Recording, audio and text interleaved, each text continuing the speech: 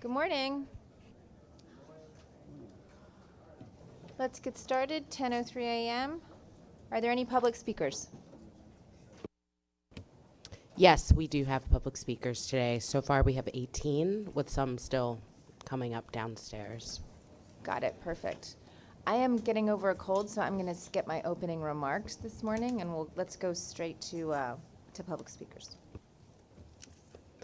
Our first speaker is Yuki Indo, followed by Susan Chi.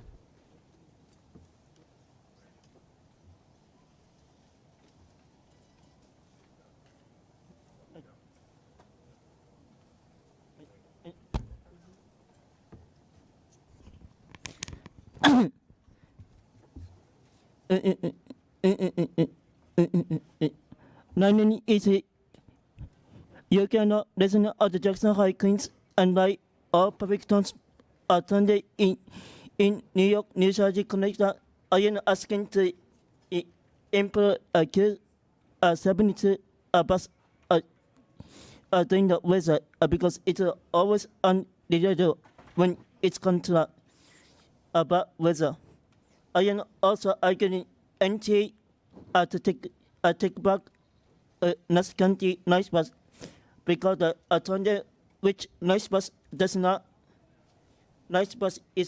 reliable. For instance, nice bus driver on the N4 at Janica Center forced a wheelchair passenger to wait in long line, which is the ADA violation, which I call in my video. When the long agitator had the Janica assist replacement work on the YouTube channel and an ADA violation at the Janica Center. I also like to share this photo of the professional bus driver from the NTA New York City Tunde and an NABSGOA NTA Long Island Bus Nice Bus. And this is the reason why the TW local 152 ATU local Long Island Radio Nationals Union members and need a better days for the contact. A perfect and a dear honorable perfect if you do not get them fair days, there could be possible anti-strike will happen again, leaving everyone in New York to be stunned, and everybody will be impacted. No traffic on the road. And thank you. Thank you. Our next speaker is Susan Chi, followed by Matt Camper.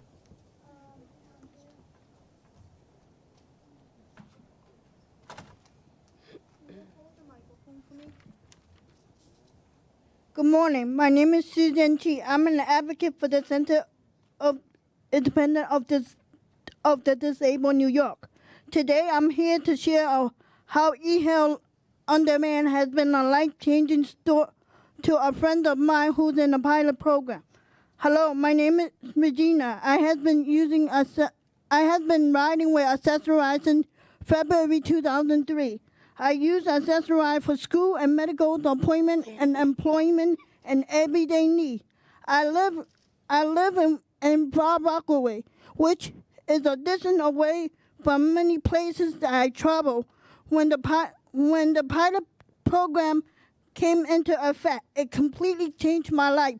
I commute to work daily and have occasional medical appointment in Manhattan. Suddenly, I was able to leave work whenever I wanted and go to where I need to go. I don't have to wait during rush hour to be 1 hour or to be more than an hour late daily. I became pregnant shortly after the program started. I had minor complications throughout that required sudden travel in the night to the hospital, where I delivered my daughter in 2018. When I was in active labor, I used the service and got a taxi reimbursement voucher around $100 fare. I was being reimbursed because of the program. Not only that, I don't have to schedule the trip before the day 5 p.m. the day before. Since my daughter was born, the program has allowed me to have a safe transportation for her because I was able to use the car seat without question. Often when I tell Accessory I'm traveling with a Please kindly conclude your remarks. Often when I tell Accessory I travel with the children in a car seat, I was being told no. I have to put Thank my you. children in the lap. Please kindly conclude your remarks. I find these unsafe because I currently don't have a chair to use, and I know Accessory are not like riding on the MTA Thank buses you. or trains. Please kindly conclude your remarks. Thank you. Our next speaker is Matt Camper, followed by Joseph Pinero. Good morning, Transit and Bus Committee. My name is Matt Camper, and I'm an advocate for the MTA. This morning, I'm here to talk about the action item in regards to the station closure policy that Sarah Meyer is proposing this morning. I am in full favor of this proposal, as I feel it is a good way for transit riders to have enough time of a month, 30 days, to be able to plan ahead and change around whatever, they are, if their station is closing, be able to figure out an alternative route that best suits them. It's a win-win for everybody, and I feel big thanks goes to Sarah, to Andy, and the entire New York City Transit team for coming up with this. I feel it's going to be a great thing for everyone, and I hope that the transit riders will be thrilled with this news, and hopefully this does pass. So that's it. Thank you so much. Thank you. Our next speaker is Joseph Pinero, followed by Jean Ryan. Epic fail is Jason. Apologies. It's not Joseph. Jason. Apologies. Good morning, Sarah. I sent you via Twitter some images of people doing fare evasion at J Street Metro Tech. And also I sent you last night an interesting article of something that SEPTA is doing regarding fare evasion. It's very interesting. I read the article and it's very excellent. So it's something that we could use to lower the fare evasion at one of my, let's say, stations, that is J Street Metro Tech. And also, like Matt Camper mentioned, I'm in full support of Sarah Meyer's plan. When we do works in the stations, we should get notified, like, for instance, a month or 2 months in advance. And Andy, from now on, you're called Super A. Why? Because you are the most admirable person in the entire MTA system. You make wonders. And like I said last month, we don't want you to leave because you have demonstrated in the whole 29 years that you have in experience that you are up for challenge. And you're going to modernize our subway top to bottom. And I would want to thank you for that, Andy. And you have all my support all the way down. So that's all that I have for this month. Thank you. Our next speaker is Jean Ryan, followed by Ed Delgado.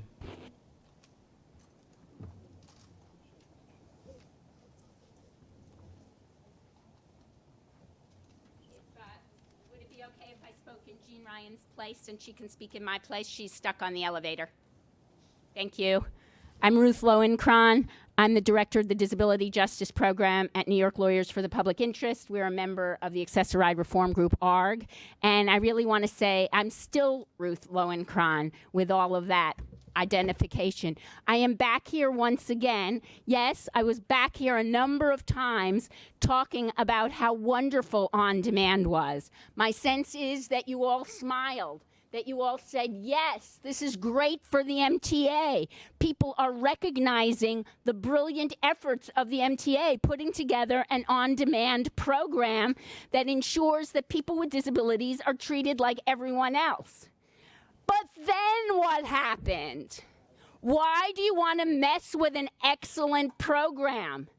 Mind you, not only is it a program that makes everybody happy because it treats people with disabilities like everyone else, but also it's a program that per ride costs less by half than the traditional access ride program, and it gives people with disabilities the flexibility. We insist, we demand on demand. We are not going to be treated like second-class citizens. We have come out here every time. We have told you if it's a matter of money, which I repeat, per ride it's cheaper in any event. But we have told you we will walk hand in hand with you and beg for the money to support this wonderful program. People will give this money. We have already been out there talking to legislators. Do you know what one of the #1 complaints is for legislators? It's about accessoride. So why do you want that reputation to continue? You don't. You want the reputation of the wonderful on-demand program. We will help you. We're your best friends. We will uphold your reputation. All you need to do is continue on-demand services, no rationing, continue it for everyone. Yeah! Thank you. Our next speaker is Ed Delgado, followed by Tashia Larabors.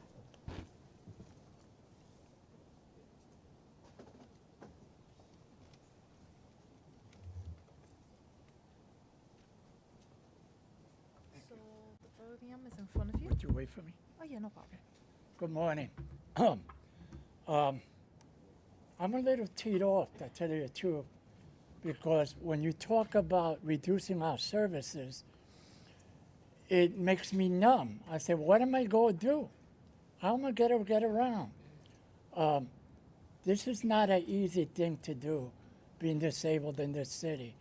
And the thing is, what you don't understand is that every one of us, as we get older, we will be disabled in one form or another. So keep the on-demand. You saw what happened in Chile when they raised the fare. Well, something similar is going to happen here if you take away our demand. You think we have no power? Well, you're wrong. We have power, and we will demonstrate it if we need to. So I'm begging you, keep the demand program going. We need it. Not only do we need it, but the yellow taxi service in this city is going out of business. They're committing suicide because the Uber and everybody else is killing them. You know, we can help this city.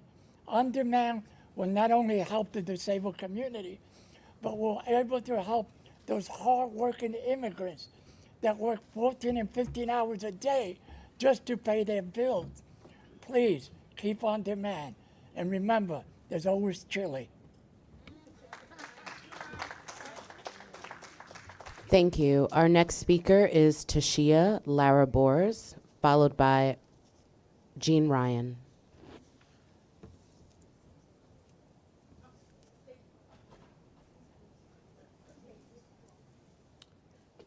Good morning. My name is Tasha Larabors. I'm Sydney. I work for Sydney. I'm an accessoride community organizer. Have something to hand out if someone will be willing. Thank you. Just wanted to give some quotes from Sydney employees about their experience with on-demand. One person mentioned people who don't have to rely on accessoride never have to choose between being employed or not, visiting, socializing, or staying at home. Another person stated, any limitations or added costs will force us to choose when and where to ride. If those proposals were passed, people with disabilities will become second-class citizens, similar to before we won our civil rights. Another person, limited rides or higher fees will deny me the same freedom others have, independence and opportunity to fully enjoy my life. You pretty much get the story about on demand. You're already aware it's useful. It's 10 times better than Accessoride. I myself, unfortunately, based on my condition, I have no choice but to apply for Accessoride. Please don't start with the rationing. People need on demand. Thank you. Thank you. Our next speaker is Jean Ryan, followed by Joanna Klemenko.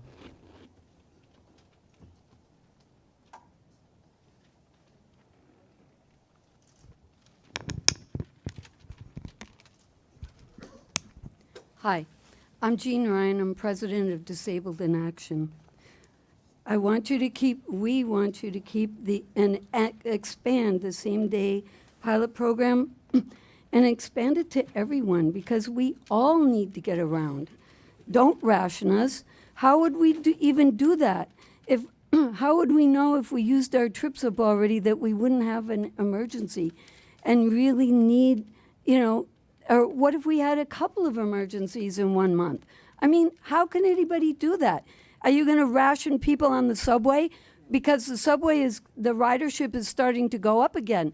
And are you rationing them and saying, oh, you can only limit yourself to so many trips? No, you're not doing that. We need to get around just like everybody else does. And I wanted to point out that we still are paying cash for our Accessoride trips. Can you believe that? 2 singles and 3 quarters for every trip. So we have to carry all these quarters around. It's like the MetroCard has bypassed Accessoride, and now maybe we're going on to the OmniCard, but we don't have that either, so we're still doing our 2 singles and 3 quarters for every trip and dragging our quarters all around with us. It's so ridiculous and archaic. But, oh, yeah, we're disabled, so then it's okay if we have an old system and, because who cares? I mean, that's not right. My last thing is on October 20th, I tried to take the express bus. I actually did get on, and I complained because the driver said to me, did you call ahead? You have to call ahead. Yes, that's what the driver said to me. I know my rights. So I said, no, I didn't call ahead. Who would I even call? And I don't have to call ahead. So I want to get on this bus. And she said, well, there are a lot of problems with the lifts, and they don't really maintain them. Thank you. Please kindly some conclude your remarks. passengers don't get on, so I had to tell her how to use the lift. So I got on. It's not the next day that somebody from the depot called. Please kindly and conclude said, your remarks. Oh, and I complained to the accessibility unit too. I have never gotten anything back except Thank you so from much. the depot. Please kindly conclude and the your guy remarks. said to me, we'll check out the bus. Thank The you bus so was much. fine. It was the operator. Please kindly conclude your remarks. Thank you. Our next speaker is Joanna Klemenko, followed by Valerie Joseph. Hi, I'm Johanna Klemenko. I'm representing Sydney, and I'm also a private citizen. And I am here to say that the eHail On Demand program is a total life changer for the lucky 1,200 of us who are passengers in this program. When this program was originally created, it was supposed to replace conventional Accessoride for 99% of the rides. The program was created over 2 years ago, and it's still being limited to just 1,200 passengers. And now its future is being in jeopardy, and there's the jeopardy of rationing, which will completely change the quality of life of all of us passengers who are in the program currently, but it will also not get extended to the rest of the Accessoride population. And the other aspect of it is that the taxi industry is totally in danger of being of collapsing because of the way the door has been opened to private car companies. So it's really killing, it's really beating the red-haired stepchild in both directions, putting disabled passengers in total jeopardy of losing the quality of life that we have had, being able to use this program. And the taxi industry is really in danger of dying. Thank you. Thank you. Our next speaker is Valerie Joseph, followed by Oliver Bueno.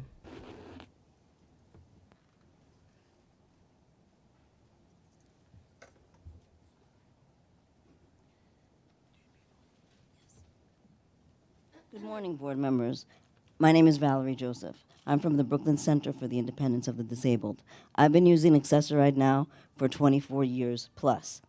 Putting up with everything Accessoride does, late pickups, no pickups at all, is a nightmare for me. But I'm one of the lucky ones, again, to use the on-demand pilot program. I get to work on time. I get to meetings during the day without having 2 round trips per day. I love this program. It has helped me in my personal life, and also it has helped me work. If I didn't have this program, I wouldn't be able to work. And also for everybody else in this room who could not get a chance to speak today, I'm here for them. Please expand this program. We need it, and we love it. Thank you. Thank you. Our next speaker is Oliver Bueno, followed by Michael Ring. Good morning, board members. My name is Oliver Bueno, and I am an advocate and represent BCID. I have been a part of the on-demand pilot program since it started in 2017. This program changed my life dramatically in a good way. I can come and go as I please to doctor's appointments, and if I had an emergency, I would be able to book a ride and go. I can go see friends and family without booking a ride days ahead. I'm more independent, and I'm very pleased with this program, and it needs to remain open permanently and also extended for the people that use Accessoride. We can't go a step back and use Accessoride again. We have to move forward, and please extend the program for us and everyone who uses Accessoride. Thank you. Thank you. Our next speaker is Michael Ring, followed by Valerie Williams. Hi, I'd like to talk today about elevators. I'm not an engineer. I'm not an economics person. I'm a sociologist. The MTA talks about that the elevators work 98% of the time. I'd like to talk about what that means to someone who requires to use an elevator. That means they don't work 2% of the time. And we don't know what 2% that's ever going to be because they're not maintained on any kind of recommended schedule. If you use an elevator, you're going to have to use 2 elevators to get down to the subway and then 2 to get out. And maybe you're going to have to transfer in the middle, so that means 5 elevators to get somewhere and 5 elevators to get home. So that's 10 elevators, and there's a 2% chance that one of them is not going to work. So that means a 20% chance that your trip won't work. How would you all feel if you had a 20% chance of your trip not working, coming and going here? That doesn't really work. So people who require the use of elevators don't use the subway. You don't see people in wheelchairs on the subway because it's an ineffective way of coming and going. I was really thinking today, we're all up on the 20th floor. What if there was only 1 elevator here? And what if there was a 20% likelihood of it not working? We wouldn't be here right now, would we? No one would have showed up. And what if there was like an unknown chance that it would smell like poop? We wouldn't have been having this meeting here today, would we? So let's go ahead and build those elevators, and then we wouldn't be complaining about Accessoride. Thank you. Thank you. Our next speaker is Valerie Williams, followed by Finley Staub. Good morning, MTA. My name is Valerie Williams, and first and foremost, I would like to thank you for this wonderful program called CURB. It has improved my ability to travel 110%. There's train stations by me that's not accessible. I'm unable to take the train, and traditional accessoride can be a horror. So if it wasn't for Curb, I wouldn't even be able to be here today. I like the freedom of being able to come and go like any other human being. I maintain my home. I'm a grandmother, I'm a mother, and I may have an emergency or I may just want to go out with my friends. So I thank God for the program because it has allowed me to do all of those things. I had a wonderful summer because of the Curb, and it's just, I can't describe the freedom that it is when you can come and go and you don't have to worry about coming with accessoride. And you like, I don't know what time to tell them I want to come back. Sometimes you have to wait 4 and 5 hours because you already booked that trip. I can just do spontaneity. I can do whatever I need to do to take care of my home, pay my bills. Whatever I need to do, shop. I can go 2 and 3 and 4 and 5 places in one day, and I enjoy it. I thank God for it. I appreciate for you doing it for us, and I would ask that you would allow it to continue the way that it is so that we can be treated like human beings also. We have the right to travel. We have the right to live just like any other human being. And when I take the Curb program, for that time, I am able-bodied because I'm able to travel. Yeah. I'm able to go where I need to go. I'm able-bodied when I get in Curb with no one telling me you can't go here, you can't go there. As long as I have my 275, it's door to door, and I appreciate that. And I would ask that you would continue it the way that it is with no caps, and that you would open it up to other accessoride members. Thank you. Thank you. Our next speaker is Finley Staub, followed by CN. Good morning, MTA committee. Great to be back after a couple of months of being busy with things. Let's get started, shall we? Over the past couple of weeks, the NYCT Transit Police Department has been facing a lot of heat. First, let's talk about the Franklin Avenue incident. In this incident, the NYCT Transit Police Department had drawn guns on a black individual on a train for apparently, quote-unquote, evading the fare, but had a gun on his person. He then gave himself up to the police without a fight and then was swiftly arrested by officers. What came out of it was a lot of backlash on Twitter about the incident, as well as a protest at Hoyt-Schermerhorn Streets station on the A, C, and G lines. This protest brought out an outstanding increase of fare evasion at the station during this protest. Another incident occurred during the weekend at Broadway Junction Station, which also involved the NYCT Transit Police Department. Apparently, officers at the station arrested a Latin American woman for selling churros in the station without a permit. This woman have been given 10 past court summonses. This woman did not deserve this kind of treatment and didn't need it.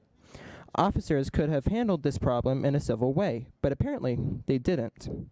This incident also brought out a ton of backlash on Twitter. Apparently, the MTA transitioned from arresting fare beaters to arresting churro sellers. This is so freaking outrageous and this needs to be dealt with ASAP. What us commuters want from the committee is more fair treatment from the NYCT Transit Police Department and to not over-police these churro sellers, but to go after fare evaders since they're a #1 priority to the police department right now. Everyone who uses the MTA deserves equal treatment, regardless of race, religion, or gender. Also, please expand accessoride and accessibility in the system. People need it desperately. Thank you. Thank you. Our next speaker is CN, followed by Murray Bowden.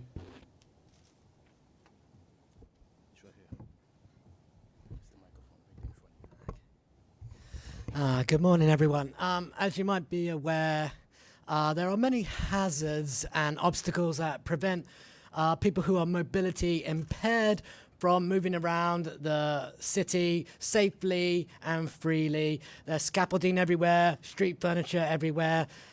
People are looking at their cell phones and not looking where they're going, and which can be very annoying.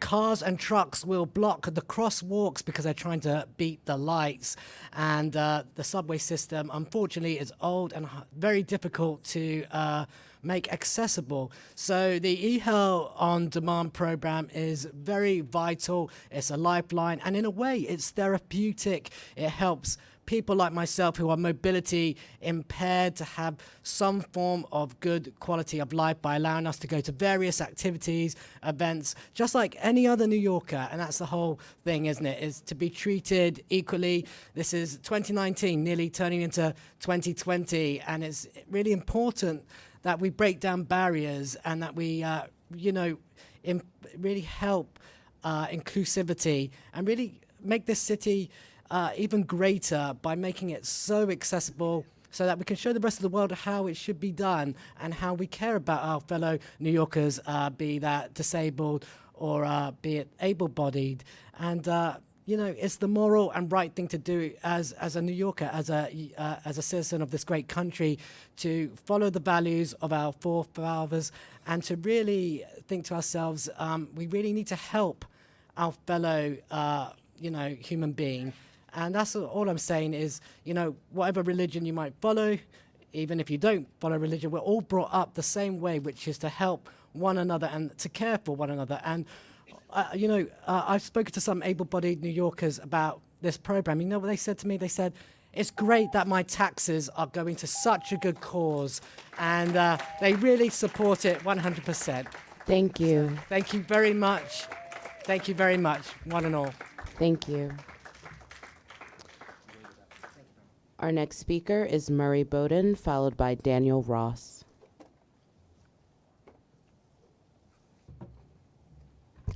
There are lots of ways to be handicapped. I look pretty good standing up here straight. On my back is a strap that my grandson got me to help me stand up, and I just ripped my phone. My phone is now chained to me because I lose it. I look good.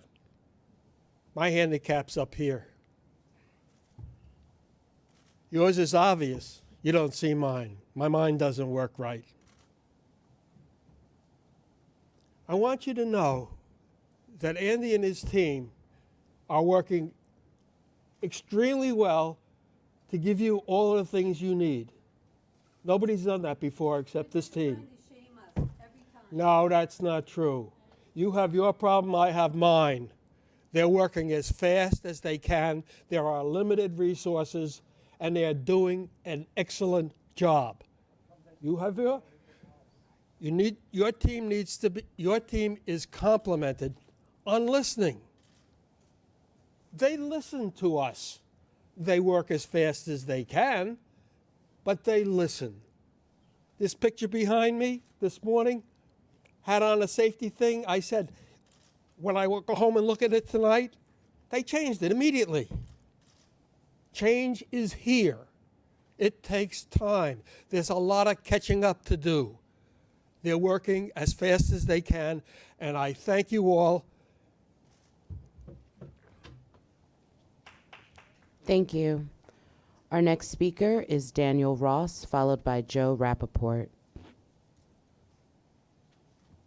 Good morning. My name is Daniel Ross. I'm a senior staff attorney at Mobilization for Justice, which is part of ARG, the Accessoride Reform Group. Last month at the full MTA board meeting, I asked you to imagine how you would rely on Accessoride and how that would change your lives, so that you might better understand how life-changing this service is for the on-demand services for the 1,200 people who can participate in the pilot. But today the MTA announced that it would kill what's an effective program and replace it with up to 16 rides of no more than $15, or you're on your own. So essentially, it's providing a small subsidy to the very few Accessoride users who can already afford cabs. A $15 cab ride doesn't get you to Manhattan Central Business District unless you already live there. So it doesn't get you to work. It doesn't get you to school. It doesn't get you to the city's major medical complexes. In Brooklyn, it barely gets you from one side of Prospect Park to the other. On-demand service allows Accessoride users the same ability to get around the city without planning every trip a day in advance, which all other MTA passengers have taken for granted. Pilot participants finally have flexibility to work, go to class, see friends, or go to an emergency doctor's appointment. That's impossible with traditional Accessoride. Do not impose artificial limits on the number of trips or the length of those trips. Some riders will need many short trips. Some might need a few long trips. Others will take a variety of short and long trips, or might take many trips one month and no trips in another month. Adding caps before accurately measuring the need is just another constraint on people with disabilities whom the MTA has excluded from buses and subways. The on-demand pilot has been an extraordinary success, and we've said so repeatedly to you. We don't just say things are bad, we say when things are good too. It was good. A small cost to the and it was a small cost to the MTA. Expand it, reject caps, and recruit more drivers to make it a good program. Thank you. Thank you. Our next speaker is Joe Rappaport, followed by Angel Higarita. Good morning, board members and everyone. I'm Joe Rappaport of the Brooklyn Center for the Disabled and part of the ARG group, the Accessoride Reform Group. We have many signs, but we had a Thanksgiving theme today. Don't be turkeys, keep on demand. The MTA giveth and the MTA taketh away. No thanks, keep on demand. And you've heard this from many of the speakers. You've heard over the last 2 years praise for your innovative, life-changing program. Just to be clear for people who may not know, this program allows for people to call for a ride when they need one, not a day in advance like other Accessoride riders must do. How many of you have had to reserve a ride in advance yesterday so you could make your way to the MTA today? I think we know the answer. But in a disappointingly typical way, what does the MTA do? The MTA decides to make the program much worse by putting in severe restrictions, a limited number of rides, and a limit to the cost of those rides to $15. I've rarely taken a taxi ride that costs less than $15.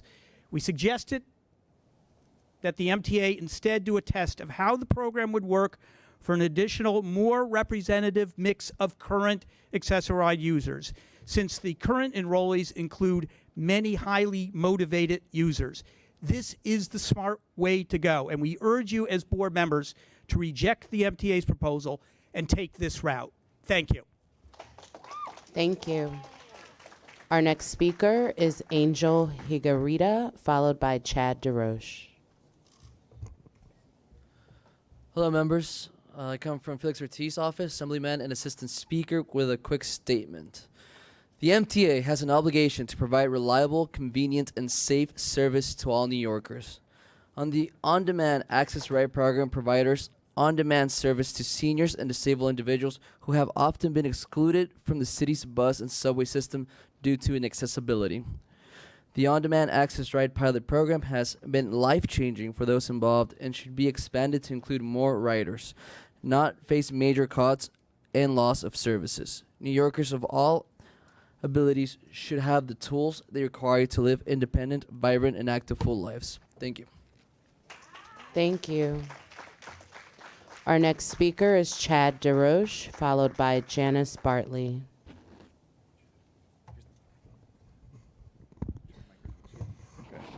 Hello, everybody. I'm from Brooklyn. So, first thing I'm gonna say, you need more elevators in the MTA's transition to. It's more popular for all riches and people who use it more, and that's more important for everyone to do. And the second thing I'm gonna say, the on-demand is awesome for everyone to use more. Make the MTA improve it a lot more to people who use all over the city and New York and Brooklyn.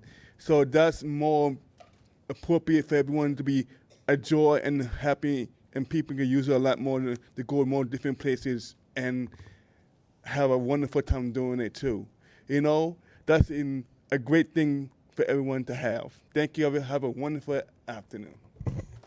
Thank you. Our next speaker is Janice Bartley, followed by Leon Robinson.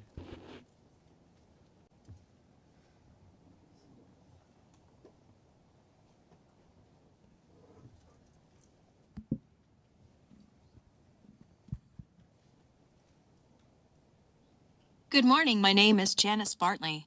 50 years ago, I was diagnosed with a disability called cerebral palsy.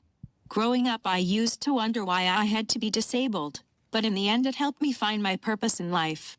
It is sad to say, but sometimes it feels like society believes people with disabilities are unable to have a productive life. When I was coming up, we were expected to sit at home and wait for a monthly check. These days, things are very different. People with disabilities are working in the community and living their best lives just like any other person. I can tell you from my own experience and from talking to my peers that the biggest challenge that we face every day is getting from point A to point B because of the lack of accessible transportation. The on-demand pilot is a godsend for the people who have to rely on Access a Ride. It gives people with disabilities the freedom to live richer lives. I am frustrated that the one good form of public transportation that helps us with our daily lives could be restricted. I wish someone could be in our shoes for one day, to see all of the things that we are up against daily. To have something else added to that list that seemed like it was on its way to being fixed is unbelievable. Please keep in mind, on-demand is the only service that is close to equal to the service and flexibility that non-disabled people get on. Disabled riders would never stand for a service change that forced them to register their rides by 5 p.m. a day in advance or limited the number of trips they could take. If you were in our situation, would you settle for anything that you felt was unfair? We deserve service equal to what everyone else gets. We shouldn't have to settle either. Thank you. Thank you. Our next speaker is Leon Robinson, followed by Cassandra Rafucci. I just would like to say thank you for being here. I found out about what was going on through Facebook, but I want to thank you all because I lost a dear friend. We were friends for 50 years.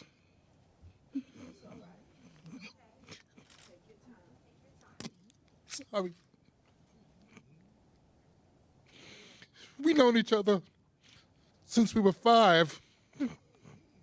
And the only way that I could see him was through the CURB program. America has always taken care of me. Regardless of how difficult times were, America has always taken care of the disabled. This is a God-given program. And I'm not alone in feeling this way. It's un-American to take away from us. If I was able-bodied, I would be a Marine, but I'm not. This is the greatest country in the history of the world. I lived on this planet Earth for 55 years, and I've never had a bad day because of the service that I get from CURB, from going to camp from 5 to 17, through going to high school and through going to college. I love this program. It brings families together. It brings people together. I told Gerald's mother yesterday that I might lose the CURB program. And I was at IHOP. And the look on her face was devastating. Joe lived in a coma for 210 days. And the fact that I can get there and be there and just because of CURB, I was able to be there for a brother, a true soldier, because of CURB. It's a beautiful program. It's a beautiful program. It's a God-given program. Thank you. Thank you. Our last speaker is Cassandra Rafucci.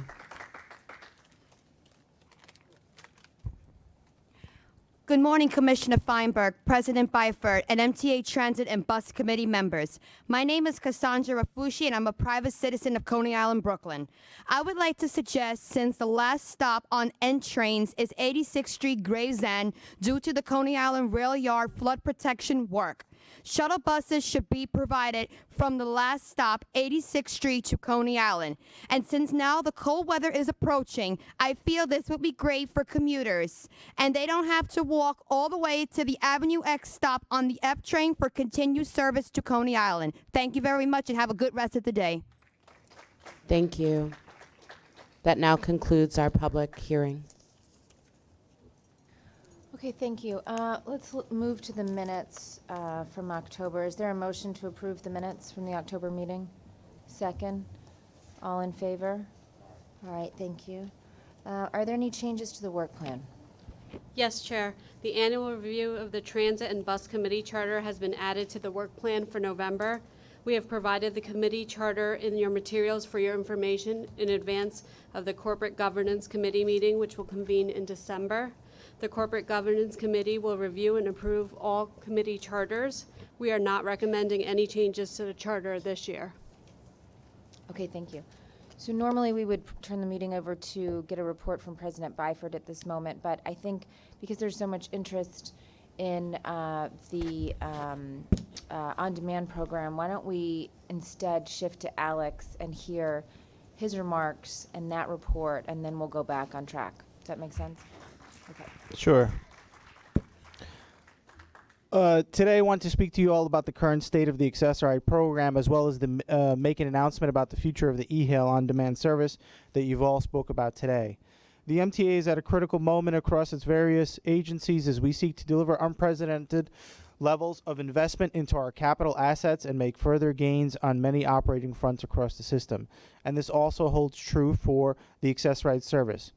As many of you know, the MTA has operated the Accessoride service since 1993 after taking it over from the City of New York with a cost-sharing agreement that was formulated 25 years ago. Given the substantial investments we've made to improve the service over the years, paratransit ridership has seen a six-fold increase from 25,000 registrants in 1994 to more than 150,000 registrants in 2019. The total number of paratransit rides in 2019 is projected to be 8 million, a nearly 1,900% increase over the 400,000 rides done in 1994. Both registrants and ridership are only expected to increase.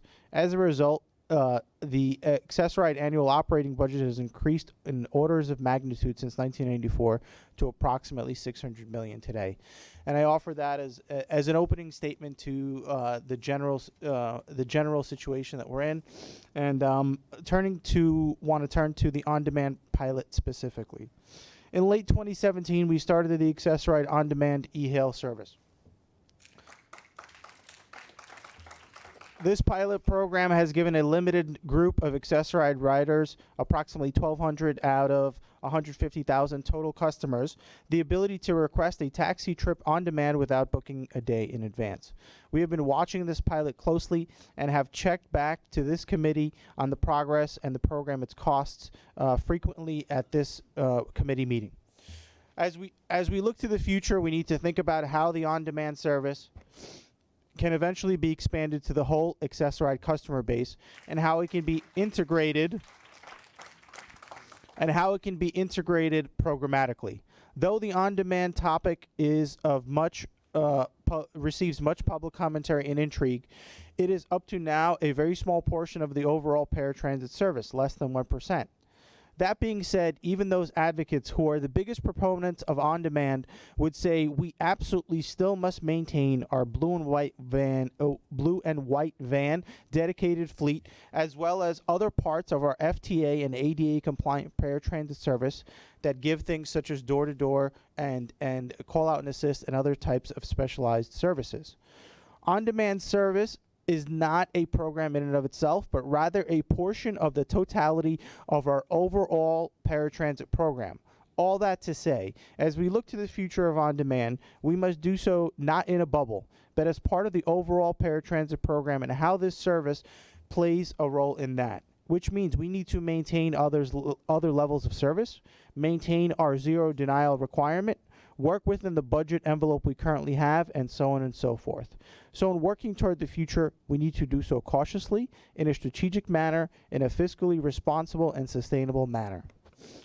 There is no question that on-demand provides great flexibility, but it is not a replacement for a traditional service just yet, or potentially till the day that we're able to fill it in a greater way into our overall program envelope. Not only because in its current form it's not capable of providing assistance such as door-to-door or having limited wave capacity due to the current makeup of the taxi and for-hire vehicle industries, but just by looking at the pilot data. Although many pilot participants are taking a good portion of their trips using on demand, they are still taking many trips using traditional paratransit service, and there hasn't been a total modal shift.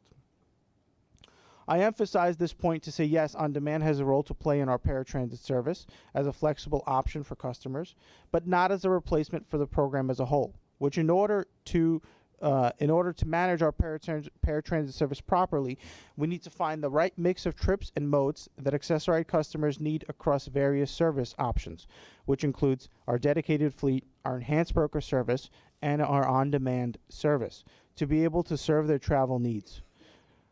Plainly said, shifting funds from traditional service to support on-demand service to fund greater amount of trips it isn't currently possible and is not that simple as we try to maintain the program in a fiscally sustainable manner as a whole. So getting to the announcement on the next phase of the pilot. Today I want to announce to you that we are going to, in early 2020, be expanding the on-demand pilot to a phase 2 by adding pilot participants, by adding additional vendors, and implementing new service parameters in the form of trip caps and subsidies. Starting in early 2020, we will double access to the on-demand pilot, giving 2,400 Access-a-Ride customers the ability to test this new service. We believe expanding the participant pool to allow more customers to utilize the service is a big step forward as we continue to study its impacts and the data. These 2,400 pilot participants will include those currently in the pilot. Thanks. And an additional 1,200 customers selected to be a more representative pool of our full customer base. This will ensure that the phase 2 pilot gives us the data we need to better model customer behavior and make projections about what the future full rollout of on-demand service could look like. 2, we're also actively working to bring in new vendors into the next phase of the program, and we'll be sharing more details with customers as we launch the next phase of the pilot getting closer. Bringing in more vendors is no small fact to be overlooked. Having adequate capacity from the taxi and FHV industry to provide on-demand trips will be vital to the prospects of expanding the program in the future. Plus, having more vendors for customers to choose from will bring many benefits for the actual journey experience, just as new modes such as those provided by TNCs have improved experiences in the car service industry as a whole. As I start getting to what the new parameters of caps and subsidies will look like, I want to mention a few things. We looked at many factors in making this decision. We certainly looked at the current pilot data and utilization, as well as discussing with current pilot participants and Access-a-Ride advocates. We studied other peer on-demand models from paratransit programs across the country, and there is no question that the current MTA fiscal situation did play a big role in the decision-making around phase 2 of the on-demand pilot. As we look to expand to our on-demand service, we must do so in a fiscally responsible manner. While per-trip costs for the on-demand service are lower than per-trip costs for our dedicated service, we have seen through the pilot to date that the increase in trip volume more than outweighs the per-trip savings. Demand and trip utilization cannot be overlooked. It comes with real implications and attributed costs. Certain sets of Access-a-Ride customers in the current on-demand pilot have seen a more than 10-fold trip utilization increase since the pilot began, and nearly all pilot participants have shown significant trip growth. Based on the current pilot data, the cost of expanding unlimited on-demand service to our entire Access-a-Ride customer base are projected to run hundreds and hundreds of millions of dollars annually. Moreover, our projections do not account for the very real possibility that more eligible New Yorkers will continue to register for the program. In fact, in 2018, the paratransit budget increased by $150 million at a time of an MTA agency-wide operational budget crisis. These are costs we simply cannot sustain if on-demand services are not managed properly. In combination with maintaining levels of our traditional service, rather, our phase 2 pilot must test service parameters that could feasibly be expanded if funding becomes available. For this reason, as mentioned, the next phase of the pilot will include caps on the numbers of trips that a customer can take each month, and caps on the amount of subsidy that will be offered. This is very much in line with how all other peer cities operate on-demand service, all of whom have some form of trip or cap subsidy. Subsidy cap. No other city actually offers an unconstrained, fully subsidized model. It does not exist. In phase 2, all on-demand customers will be able to take 16 subsidized trips a month, and the maximum subsidy will be $15. These amounts are similar to what we've seen in other cities, such as DC and Chicago. The majority of customers in the current Access-a-Ride on-demand pilot take about 16 trips a month or fewer using the service, so it's certainly in line. Customers will be able to choose which of their trips to take using on-demand service and will be able to shop amongst various vendors. Of course, Access-a-Ride customers will always be able to take any ride that they need on our traditional ADA-compliant paratransit service without limitation. The zero denial mandate will continue for as long as we can operate the service. The on-demand service will provide another option for customers to take truly spontaneous trips. I want to emphasize that this remains a pilot, and pilots are meant to test and learn from. Throughout the next phase, we will continue to monitor program uptake and costs, listen to feedback from participating customers. We have heard loud and clear how beneficial the program is, and we will work with the community to evaluate this pilot. Just as in many peer cities, if data and metrics demonstrate opportunities for growth and expansion, we similarly would look to evolve the service offerings based on utilization and funding and other factors. Like Boston, for example, which started their pilot testing at a $15 subsidy, but has significantly increased that subsidy over time as data and utilization allowed them to do so. At the same time as expanding our on-demand pilot, we continue our broader strategy to ensure our paratransit service is responsive to customers' needs with a wide variety of efforts to improve our dedicated carrier and broker services as a whole. These efforts include many things you've heard about, including GPS tracking and much more. Also, importantly, I want to note, we continue to put nearly half of all daily Access-a-Ride trips in taxi or for-hire vehicles, providing thousands of customers the comfort and flexibility of traveling by taxi, with the goal to shift even more trips in the coming years. This is no small fact and will play a big role in the future of on-demand service in two main ways: building strong capacity in the taxi and for-hire vehicle industries to perform Access-a-Ride trips creates the ability to do those trips in the future that may come from an expanded on-demand service. 2, by shifting significant trip volume from the dedicated fleet to less expensive broker service, we hope to create cost savings that could ultimately be used to fund further expanded on-demand service in the future. All these efforts will continue as we develop a strategy for the future of the paratransit program that addresses our customers' needs. Finally, to finish, as we work towards meeting our customers' needs for Access-a-Ride service and what we've heard from them on how beneficial the service is, we ask for patience as we continue to study and gather more data on how this service can be integrated in the most effective and efficient manner. It is absolutely our goal to find a way to continue the on-demand service in the future to more customers and potentially in a greater way with more service offerings. Today, we feel we are taking a step in that direction.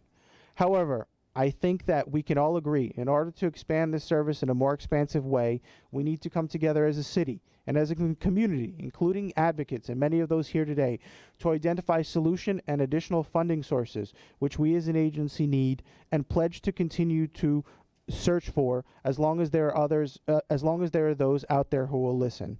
And for today, that is the news that I have. Thank you. Okay, thank you, Alex. Does anybody have any questions for Alex?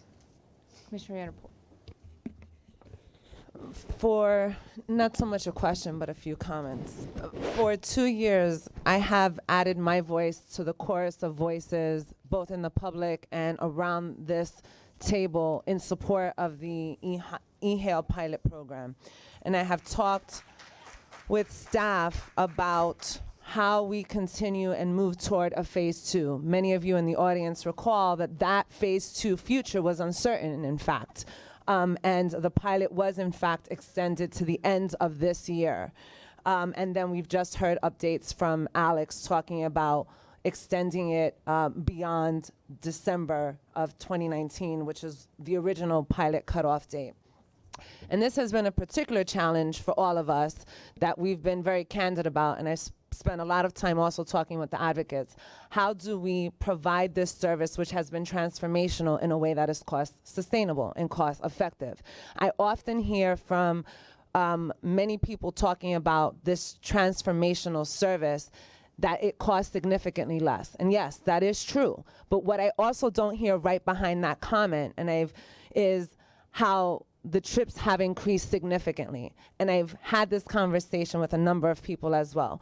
It does save the MTA significant amounts of money to provide trips in the eHail pilot program.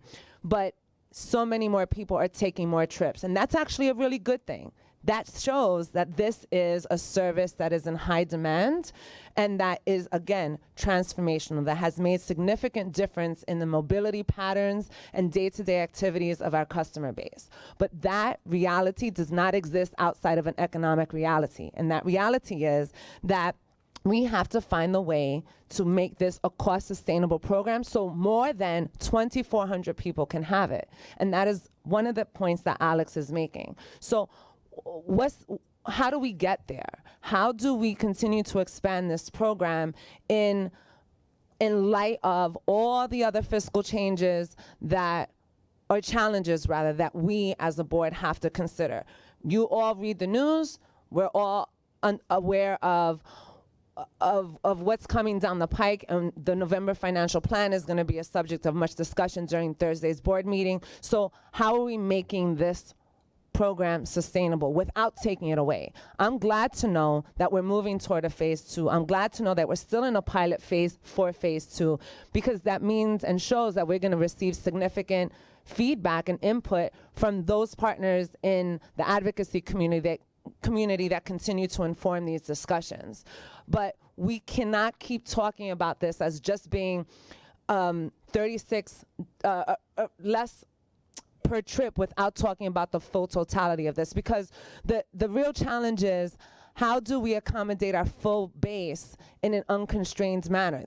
That is just not possible. So we need to continue to have real substantive ideas from the community that say, well, how about this? What about this? Because the reality of not having it constrained means that this pilot is in jeopardy, because that is just not an option.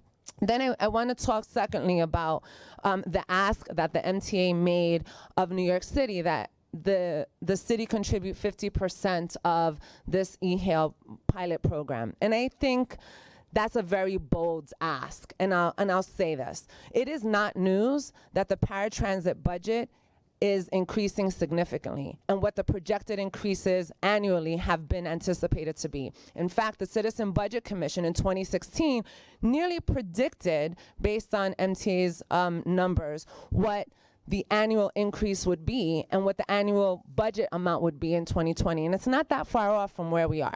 So this is not new news that the paratransit budget has increased significantly. What surprises me about this bold ask is that we as a board have not yet seen a very concerted strategic plan related to paratransit and how to rein in and deliver more efficiencies. Now, that's not to say that the staff is not working around the clock to find efficiencies all the time in paratransit. They certainly are. And we've seen and heard for more than a year the ways that they've done that. But we do not have a very concerted approach to how to optimize these operations in order to deliver more cost savings that can then be reinvested back into this program. Case number one, for this transformation plan that was so integral to saving operational money for the MTA, paratransit was mentioned once in 37 pages, once. And it was mentioned in the context of providing improved bus and paratransit operator training and training to station agents.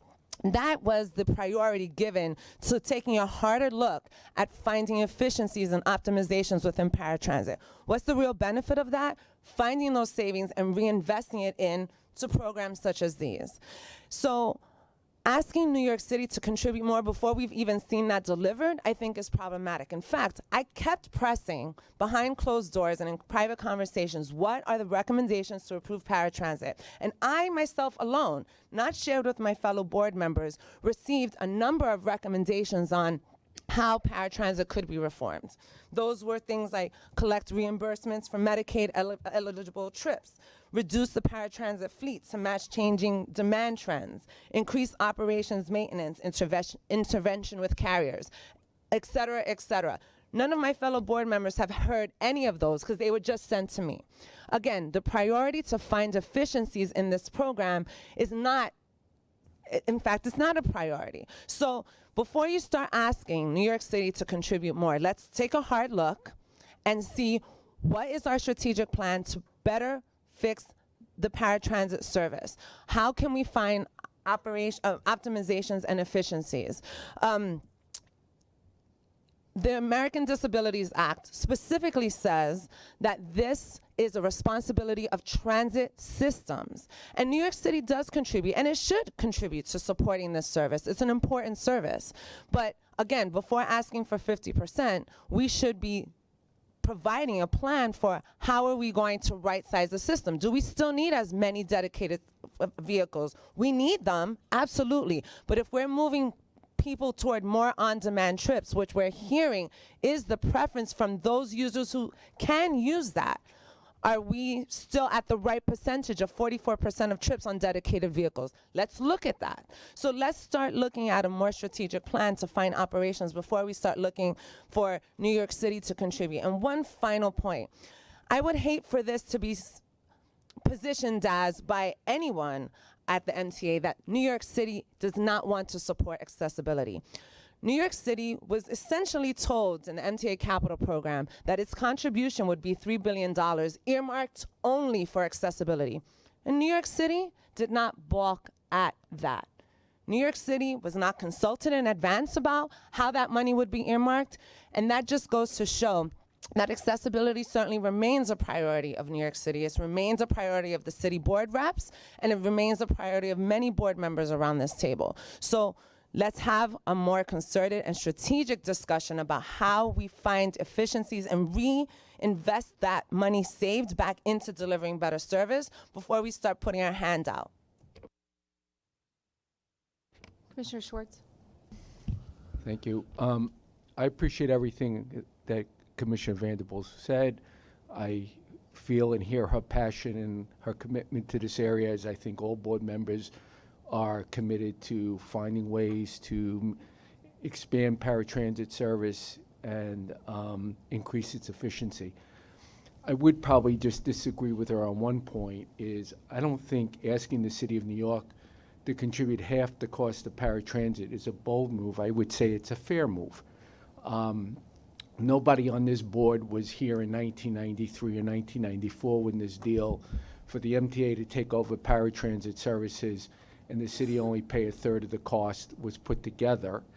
And I'm not going to criticize that deal or how it got put together, but we're now going into 2020, and clearly the ridership has gone up dramatically. The cost of the program has gone up dramatically.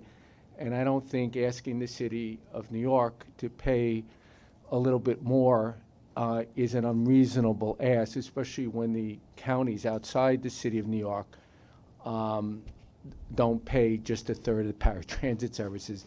They pay 100%. So I'm happy, and as chair of the Finance Committee, I think board members know in finance and in other meetings we've had discussions about finding other revenue sources for paratransit.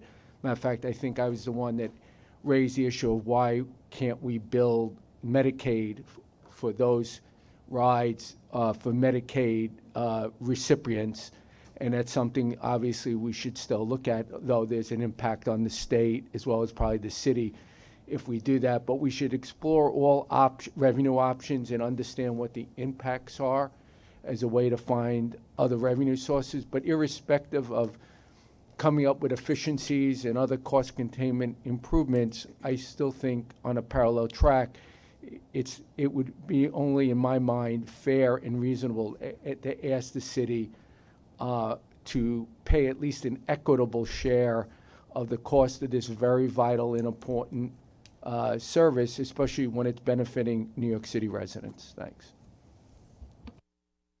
Commissioner Vanderpool.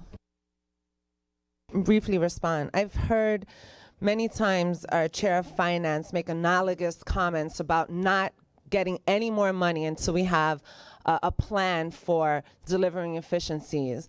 And I would expect no different in this situation, particularly from our chair of finance. I never, and I'm not mischaracterizing you, and you're not mischaracterizing me, but I do not think this is an unreasonable ask. I could have used that word, I didn't. I said it was bold because of not having a larger plan to evaluate, which I think needs to precede an ask. And I want to further impress that point. Commissioner Jones. I'd just like to ask that I had raised the question at looking at other localities, and at least, if I remember correctly, San Francisco was getting $38 million from the federal government to help underwrite their paratransit. I'm worried that we're not looking at all resources here. I too think that it's not impossible if you have a comprehensive plan and you're not, sort of dedicating money, city or state or city, to sort of an unlimited amount of resource, that we look at every resource that might be available here and come up again, not only with a comprehensive plan of how we're going to pay for all this, but also the sources of money. So, look, I was in the meeting when we discussed the federal grant program as well, and I think that, Alex, correct me if I'm wrong, I think the team is looking into what the potential is for I mean, not that I hold out a lot of hope for this administration, but. Yes, I mean, it's one thing to get a grant for like a modernization or improvement. It's another thing to get a grant for like annual operating, but we are looking into it, yes. I know that some of this information is included in the book, but maybe if it's helpful, we can also recirculate to the board again, or even while we're here in this committee meeting, the city-by-city comparison and localities comparison. Look, I mean, I think I think it's a bold ask to go from 33% or whatever it is, 30% to 50%, but there are many localities and other areas that pay 100%, and so we are not in a good shape financially. Everybody knows that. And so I think we have to ask the city to step up on this. I think we have to, to earlier points, I think we have to ask the legislature to step up. I think we have to ask, the assembly to, if, we hear from a lot of, elected officials who care a lot about this program. Great. I'm eager to see all the money that they're going to put behind it, because we are getting killed. And everyone on this board wants to pay for this program. We're for it, but we just got to find ways to bring more money in. Commissioner Albert. This might be for Alex, but when is it expected that we will have an evaluation of the breakdown between the on-demand and the traditional accessorized services, the right formula about how much of our resources is devoted to one versus the other? I think we have some preliminary. Alex, I'll let you answer. I think we have a little bit of preliminary data, but that's why we're going into phase 2. Yeah. But the way that I hear the question is like more future thinking, the future of accessorized. I will say this. I mean, we are in the process of procuring the future of the paratransit fleet, the dedicated fleet. Studying what we have in our current enhanced broker program, how well that's doing. Study with On Demand is where we believe we will take a step forward next year in terms of, again, moving that mix in the right direction. There are many constraints. I mean, wave capacity, right? Wheelchair accessible vehicle capacity in the taxi industry requires us to have a dedicated fleet. Taxi drivers being able to provide specialized services like door-to-door means getting out of their taxi, helping somebody who's blind to their door, call out and assist. This is stuff that, we can't have the quality of service drop just to, I don't want to say candidly, but shove vehicles into taxis. It's still got to work. So this is kind of like a cultural change in the taxi industry that is going to take years, to be candid. But the truth is, again, this year we may finish, right around 60%, where 60% of our accessorized trips are done in taxis or for-hire vehicles. I'd love to see that number go up even more next year.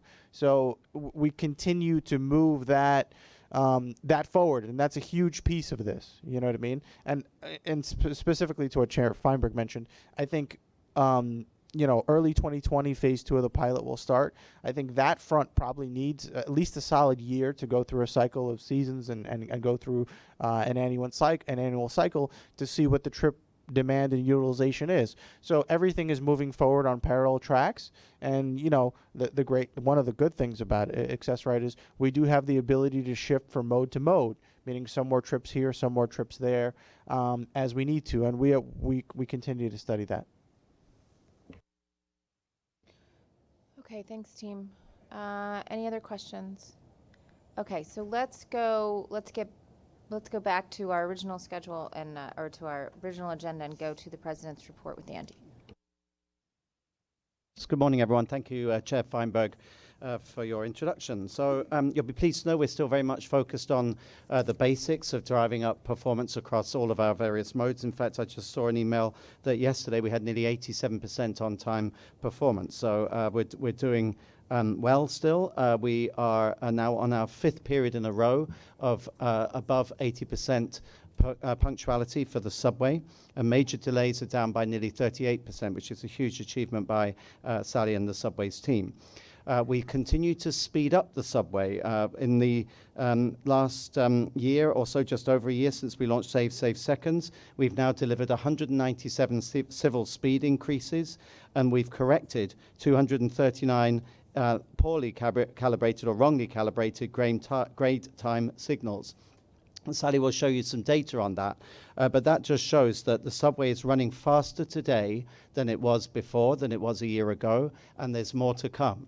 And I'd like to do a big shout out once again to our local managers, but particularly to our trade union partners who have been with us on Save Seconds since day one. Big shout out to the union.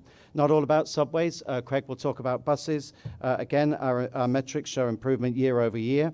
Again, we're focusing on basics. We're focusing on root causes of delay and identifying them where they occur, and we're eliminating them. I'm particularly excited by the progress on 14th Street. I've used it a lot since we went live with the busway. I'm also excited by the accelerating rollout of ABLE, camera-enabled automatic bus lane enforcement. We've heard a lot today about the third element of Fast Forward, which is accessibility, and Alex was just talking to that. And only, Alex, a couple of weeks ago, we went to what's now the 124th accessible station on our network, where we've put in one of 2 new elevators at the 8th Avenue subway station in Brooklyn. Alex and I were there to see that station go live. And I'm particularly proud of the fact that Alok, you and your team, Capital Program Management team, they installed that elevator with an innovative off-site construction design in just 4 months from breaking ground to opening day, which just shows the capability, Alok, that you've got within your team, and I salute you for that. Just on the same note of accessibility and riffing really off what Alex said, and just some other things that we've done over the past years. It's not all about the on-demand service, which obviously is very important to people, but we've improved GPS tracking of vehicles so that customers know where their vehicles are with greater precision. We've streamlined the eligibility process by reducing assessments. We've overhauled an older fleet by adding 700 new vehicles. We've enhanced the customer experience with a dedicated app and web page to book, manage, and track trips. We've established, of course, a dedicated accessibility unit under Alex, none of which we had before. And we've successfully raised the profile of accessibility to the point that under Fast Forward, 70 stations will be made accessible in the next capital plan over the next 5 years, something that was not envisaged before Fast Forward, and just shows the huge progress that's been made, Alex, under your leadership over the past 2 years. And then finally, the fourth Thank you. It's to Alex. Good job, Alex. Good job to you and your team. And finally, the fourth equal objective of Fast Forward, the one that tends to be forgotten about, of course, is the glue that holds it all together. And that is the customer-led philosophy that Sarah's been leading. I spent a lot of time just recently out and about on the front line, talking to frontline employees, talking to customers, and also showing appreciation for what our 50,000 men and women of transit do every day out there to keep 8 million people moving. But also to show Chief thank you for what NYPD does every day to support us in what is a constant challenge. So we continue to do work towards improving employees' workspace, upgrading workspaces. We continue to focus with NYPD on driving down assaults, which are disgracefully high, and reducing other issues such as hate crime, which we'll hear about later on today. Business improvement at the end of the day can only happen through a well-motivated, well-cherished workforce, particularly at tough times like at the moment with the tensions around the CBA and other issues going on around transit. But I'm very proud of my 50,000 men and women, the colleagues that I have within New York City Transit, and it's to them that I dedicate all the success that we just talked about. Okay, thank you, Andy. Let's go to Sally for the subway report. Good morning. So as Andy mentioned, the ongoing trend of subway performance improvement continued in October of 2019. I'll get to the screen in a moment. I first want to talk about on-time performance for the month of October. So as Andy mentioned, it was the 5th consecutive month that we had on-time performance for weekdays that was above 80%.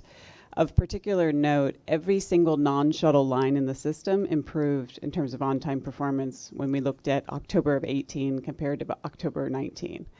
Also think it's interesting to note that in October of 18, there was only one non-shuttle line that had higher than 80% on-time performance, and that was the L line. In fact, in October of 2018, only 4 lines had on-time performance even at the 70% threshold. Fast forward to today, 1 year later, 8 of our non-shuttle lines are at 80% or higher for on-time performance. Significant improvements across the board for every single line in the system. So we're certainly very pleased to see that, and we know that that is due to the hard work and efforts of the Subway Action Plan, Save Seconds, and Fast Forward coming together to deliver real benefit for our customers, and we're very proud of that. The data on the screen is another reflection of that. The data on the screen represents actual run times, and this is the same data that I've showed for the last few months. So unlike on-time performance, which tracks how we do relative to schedule, this is looking just at the actual train trip time, terminal to terminal in the peak period. This takes the median from October of 2018 and compares it to the median of 2019. And what you can see is that all of those bars represent percent improvement, meaning on every single one of those lines, trains are running faster today than they were just 12 months ago. So we're pleased to see that. You know, we spend a lot of time talking about the big number, the 81.5% or the 84% that we reached in August, but we don't always talk about the distribution of that benefit across every single line in the system. That's what we're seeing, and that's what's really spectacular about the progress we're making. And certainly, you know, what we continue to focus on. In addition, weekday delays, again, shifting back to the big number, weekday delays, as Andy mentioned, down 38% year over year. Major incidents dropped 15% to 44. That's the 3rd fewest incidents that we've had in a month. That's the 3rd smallest number since we started tracking, close to 5 years ago now. All of our other customer-focused metrics significantly improved year over year. Elevator availability decreased year over year due to the program of special inspections that began in August, and as I discussed last month. But we do see an improving trend over the last 2 months of elevator reliability, and we're continuing to focus on this critical area. Escalator availability increased slightly year over year in October and has shown an improving trend over the last 6 months as a new maintenance protocol has increased the frequency of preventative maintenance and is improving escalator reliability. I would like to share a brief update on our efforts to secure track hardware on the elevated structure and keep it from falling. Many of you may have seen that we held a press conference on Friday where we highlighted some of our efforts and showed some of the new hardware and technology that we're rolling out. I'll just briefly comment on it. First of all, we're doing everything that we can to get the most out of our already robust inspection program that exists for the elevated structure and for all of our track. We recently did a full system-wide inspection of the elevated tracks for the protective baskets that are strategically located on the elevated structure to catch track hardware when they come loose. We've supplemented our inspection efforts with a full video review. That's video that comes from our track geometry cars. So from our regular runs, we've been able to pull the video, and we're scouring that video to identify any potential defects. We also changed our maintenance standard to elevate the priority of defects that could potentially lead to track hardware falling from the structure. So by elevating that priority status, we essentially accelerate the response time for the repairs. Next, we're exploring new ways of keeping hardware in place and arresting it should it become loose. So we're rolling out new hard fastened nuts that will do a better job of keeping bolts in place. We are rolling out a new type of retainer basket for the underside of the structure to protect against falling bridge clips or lag bolts that are visible from underneath the structure. And of course, you know that we are accelerating netting pilots throughout the system. So we have 4 netting pilots already installed, and we are accelerating the installation now of 2 more, which together will add 1.5 miles of netting in the Bronx on the Jerome line and the Broadway line. We've installed different types of netting to assess the different types and see how they perform. We are evaluating those, and we'll make strategic decisions as to how we move forward with that expansion. Lastly, before I close my operating report, I'd also like to thank the men and women of the Subways team who work very hard each and every day to deliver these improvements that I get to report out at this meeting. It's a real honor to represent them, and I'm very proud to be here talking about all of the improvements that they are working each and every day to deliver. So thanks to them, and this concludes my operating report. Thank you, Sally. Let's go to Craig. Thank you, Chair. So I'd like to give a quick update on our efforts around the automated bus lane enforcement system. On October 30th, we implemented our ABLE system on the B44 SBS route. That's our 5th busiest route citywide, and it's also shared with the B44 local as well as the B49. So that'll have a positive impact on 37,000 Brooklyn customers. We're excited about that. Between the M15 and the B44, we have caught approximately 9,000 vehicles illegally blocking our bus lanes to date since we started October 7th. We plan to expand the program to the M14 SBS by the end of this month. I'd also like to give you a quick update on 14th Street. With the implementation of SBS and transit and truck priority, we continue to see significant and sustained improvements on 14th Street, as Andy mentioned in his opening. Speeds are up during the day, ranging from 29 to 56%, and commensurate reductions in travel time also range from 22 to 38%. So there's some really great statistics, and we're excited about that. The next phase of the 14th Street Transit Priority Pilot began on November 7th when we installed bus boarding platforms at 7 select bus stops across 14th Street. In other news, on October 27th, President Andy and myself, along with Bronx Borough President Ruben Diaz, officially announced the release of the final plan, or I should say the proposed final plan, for the Bronx bus network redesign. The new Bronx bus network will have higher frequency service, more coverage, and more points of transfer.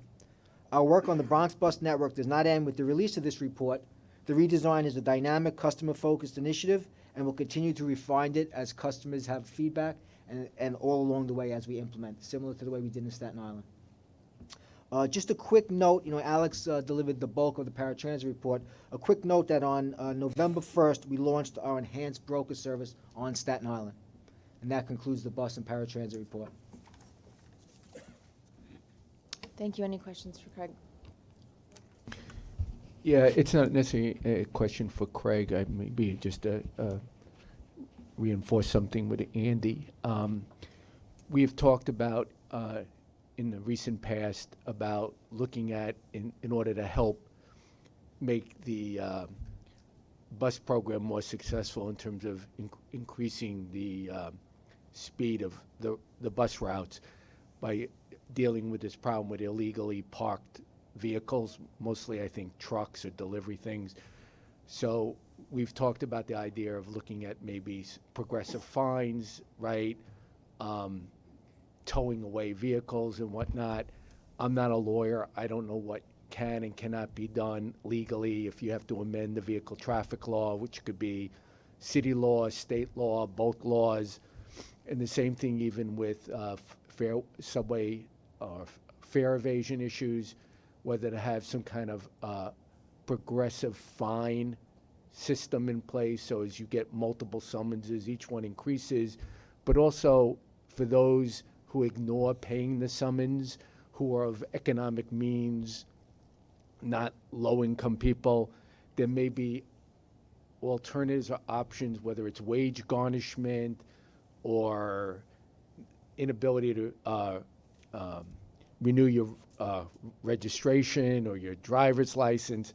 Again, these are legal issues as well as policy issues. The board may, on some level, not want to do certain things on a policy basis, based on whatever recommendations come out, but there's also legal issues. And I'm raising this again just from a timing standpoint. The state budget comes out in January, the state budget. So the extent that we need changes in laws, right, we should be looking to see what we can get included in the state budget, either through the governor's office, we have the budget director here, or through a joint effort of the state legislature and the governor's office. So I'm just saying there's opportunities here in order to make the bus program more successful in terms of reducing travel time, by creating greater enforcement opportunities, but also, addressing the fare evasion thing, not people who are of low economic status, but people who are on Wall Street, working on Wall Street, that seem to also be evading fares, that there may be legal ways, remedies, as well as increased penalties, but there may be certain changes within certain laws that need to be addressed. So I would just ask that we try to see what we think from a policy standpoint is legally doable and not doable, and make sure that we don't miss the timing opportunity here to continue to make improvements so we reduce the loss of revenue in these areas. Any other questions? Oh, yep, Commissioner Yeah, Jones. just to follow up on Schwartz's idea. I raised at the last, I think, general meeting the issue of, do we have a detailed analysis of who's blocking the lanes, and whether these are basically large corporations that insist that their employees make these deliveries no matter what. And I know there's a process of bundling and discounting these fines that have been sort of taken in as part of the regular course of doing business, and whether we could really ratchet up these penalties to the point where it starts to really hurt, whether that's FedEx or the rest, when they're essentially, that doesn't matter, we get a ticket, it can be passed on to the customer in this case, but whether there are some ways to really bring the hammer down so that part of the problem gets dealt with. Craig, can you provide an update on the data? Because I know we're collecting this data so that we can take a look at it, and I know we've had a conversation with the city about the treatment of FedEx and UPS. Yeah. So we're working. First off, we're working with a vendor to get the data.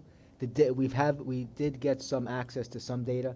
It's not at the granular level just yet where we could identify fleets, but we're starting to drill down and get some more information. And the ultimate goal would be, exactly as Commissioner Jones said, would be to know who exactly are blocking the stops, whether it be TLC license plates or FedEx or anyone else.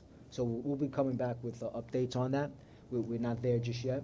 We also, as the committee mentioned last month, take a look at the 5-minute threshold. I think that's what you're referring to, Chair Feinberg. And we did get some data on that. And Andy and I actually had some conversations with the city. We're going to continue to have those conversations.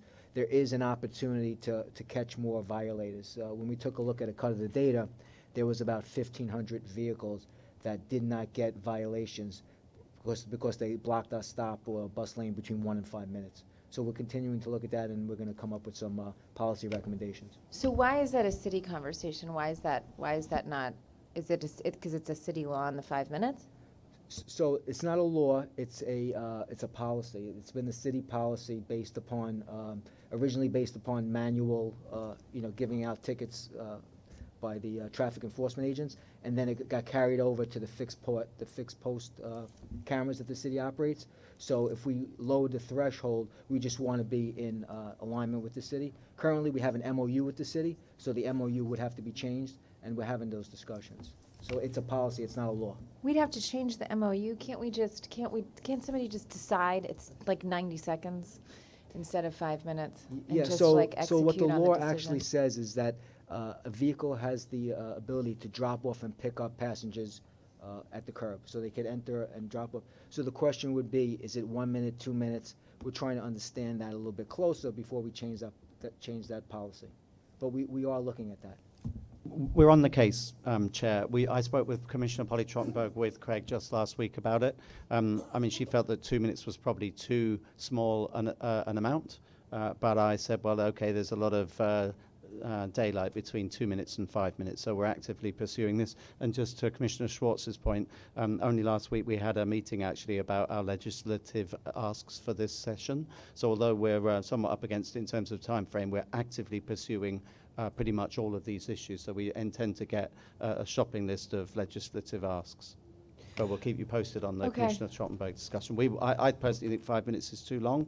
I think we could probably settle on 3, but we're. I think even that's too long. So for your next conversation, one suggestion. Just look at what San Francisco, DC, and a couple other cities do, because I think other cities, you will have a cop behind you within 30 seconds. And look, we all this stuff requires common sense, right? If we've got someone who needs assistance who's getting out of the car, we shouldn't be ticketing people, while we've got someone who's, trying to get out of the car. But it's just, I think 2 minutes is probably too long. Anyway, I don't want to micromanage, but I think other cities are doing.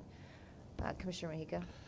Just on the vendor that you have, are you also able to get the data on the discounting and the bundling of the summonses that the city is doing? So when they provide the fines, are we able to get that data as part of what you're looking at with the vendor? No, the data we're getting from the vendor is just on the automated violations that we identified. That would be through Department of Finance, and we can pursue that.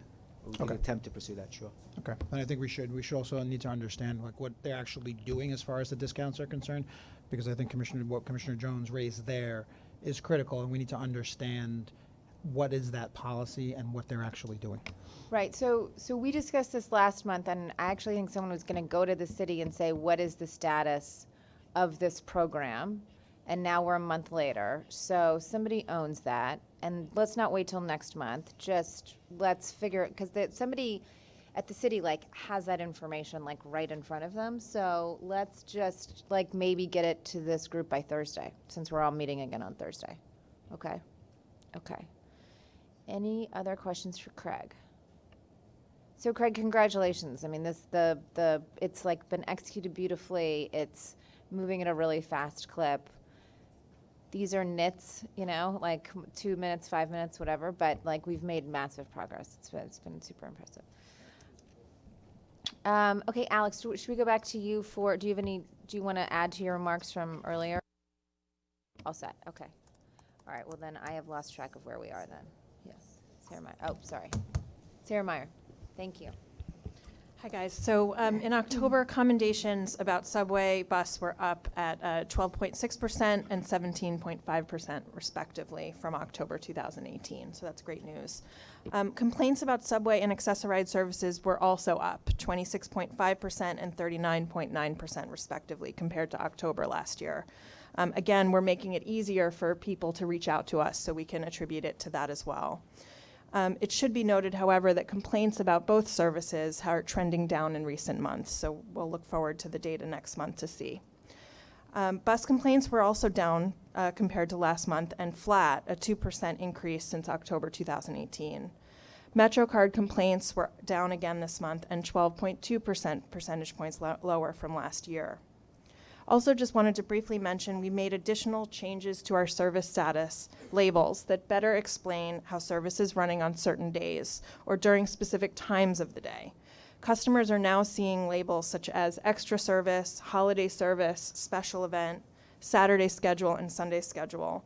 These were all really great adjustments to our web app and digital screens, and apologies it took so long to make it happen, but we're glad that it's up now. We're also proud to announce this month that New York City Transit Subway Twitter handle reached 1 million followers. It's quite an accomplishment and a testament to an unbelievably resilient team in the Rail Control Center that works 24 hours, 7 days a week, responding and giving customers information about how to get around incidents. So thank you to them for all of their hard work. Also just wanted to briefly mention reports on progress of the M14 SPS, as Craig mentioned. We conducted a quick survey of customers' perceptions around the changes, and happy to report that 82% of respondents said they believe overall service on the M14 has gotten better. We've run several surveys and have never really seen numbers like this, so really it's a testament to everybody's hard work. 80% say their travel times have improved. 45% of respondents attributed the improvements to the enforcement of the dedicated bus lanes, while 37% believe the prepaid fare payment and all-door boarding are the critical reasons. So we're really looking forward to Omni to help facilitate all-door boarding on the rest of our fleet, as that will, really bring true improvement to the system. Just also wanted to briefly comment on our community engagement teams and government and community relations teams. They were active at 26 public meetings and events this month. From now until the end of the year, they'll be really focused on the proposed Bronx bus redesign plan with several evening presentations scheduled. For those unable to come to in-person meetings, we've built a trip planning tool showing how the new service might improve or impact your route. Please visit new.mta.info/Bronx Bus Redesign. You can actually import your personal details, your home and your work, for example, and see how the new Bronx Bus Redesign might change your travel patterns and might improve them. We'll also be scheduling a webcast, so those that can't come in person can ask their questions. We'll ask Andy to host that with Craig and others so that you can give your feedback online. We're really encouraging all Bronx riders to review the proposed plan and comment over the next couple of months before it becomes final. Thank you. Happy to take any questions. Commissioner Albert. Sarah, this is not a question, but as somebody that really looks at the GO notices, I have noticed a huge improvement in the ease of understanding exactly when something is taking place, why it's taking place, and what you have to do to get around it. So congrats on making those far more usable to the riding public. Great, thanks. Have a great team. I also want to shout out the digital communications and social media team. The stuff that's coming out on Twitter delivers a lot of levity to people's days and people's commutes in what has been a frustrating environment for so many of us in the system. So at the same time that this team addresses a lot of the concerns and the complaints without cracking jokes and making, taking things lightly, there is an appropriate time sometimes for that levity. And I think striking that balance requires a very adept team, and they're doing that. I enjoy seeing a lot of the tweets that are coming out. I also enjoy a lot of the information that uses a lot of our staff. I mean, Craig in videos is great to see. And in fact, for those of us reading the committee book, having your face on the front page of our committee book is a lot of fun. So kudos to the team for balancing that very adeptly. Thank you. Thank you, Sarah. Anyone else for Sarah? Okay, that concludes the president's report. Let's no, it doesn't. Just kidding. Let's go to Robert Deal for the safety report. Thought you forgot about me. Good morning. Good morning, I've had a lot of everybody. coffee, but I have had some Dayquil, I guess. Just some highlights. Subway customer accident rate is down slightly from the previous 12-month period. It should also be worth noting that the actual accident counts continue to show decreases for the past several months. We have seen increases, though, in bus collisions, collision injuries, and customer accident rates when comparing those same 12-month periods. However, bus collisions have shown a 14% decrease on a monthly basis. To bring these numbers down even further, the Bus Safety and Training Unit is addressing trends while still pushing messaging, including their forward planning and bus-designated lane safety posters to all bus depots. Employee lost time accident rate has increased slightly when comparing the most recent 12-month periods. System Safety is working with the operational departments to analyze monthly and annual trends. We will then work with buses and subways to develop targeted campaigns. Lastly, Department of Subways is continuing to make strides in decreasing numbers of fires, which again is down about 25%. Great job. Any questions? This is just a question. I've watched the technology of cars, particularly preventing collisions, improving pretty dramatically. Is there any similar move in bus construction and of having detection systems that are not totally reliant on just an individual? I would go to Craig with it, but there are audible warnings that they are putting in for bus collisions to try to advise people as they're coming through. You know, what we're seeing lately is actually when you put bike lanes and everything else, putting out people like coming out suddenly. And that seems to be challenging at this point. I don't know if Craig wants to add anything. No, the only thing I would add is we did test, we had 175 buses, we still have them with a collision avoidance system. You know, that technology is still a little bit expensive, and also the technology we're using, namely camera technology, was on low light and around fog. It wasn't given a positive indicator.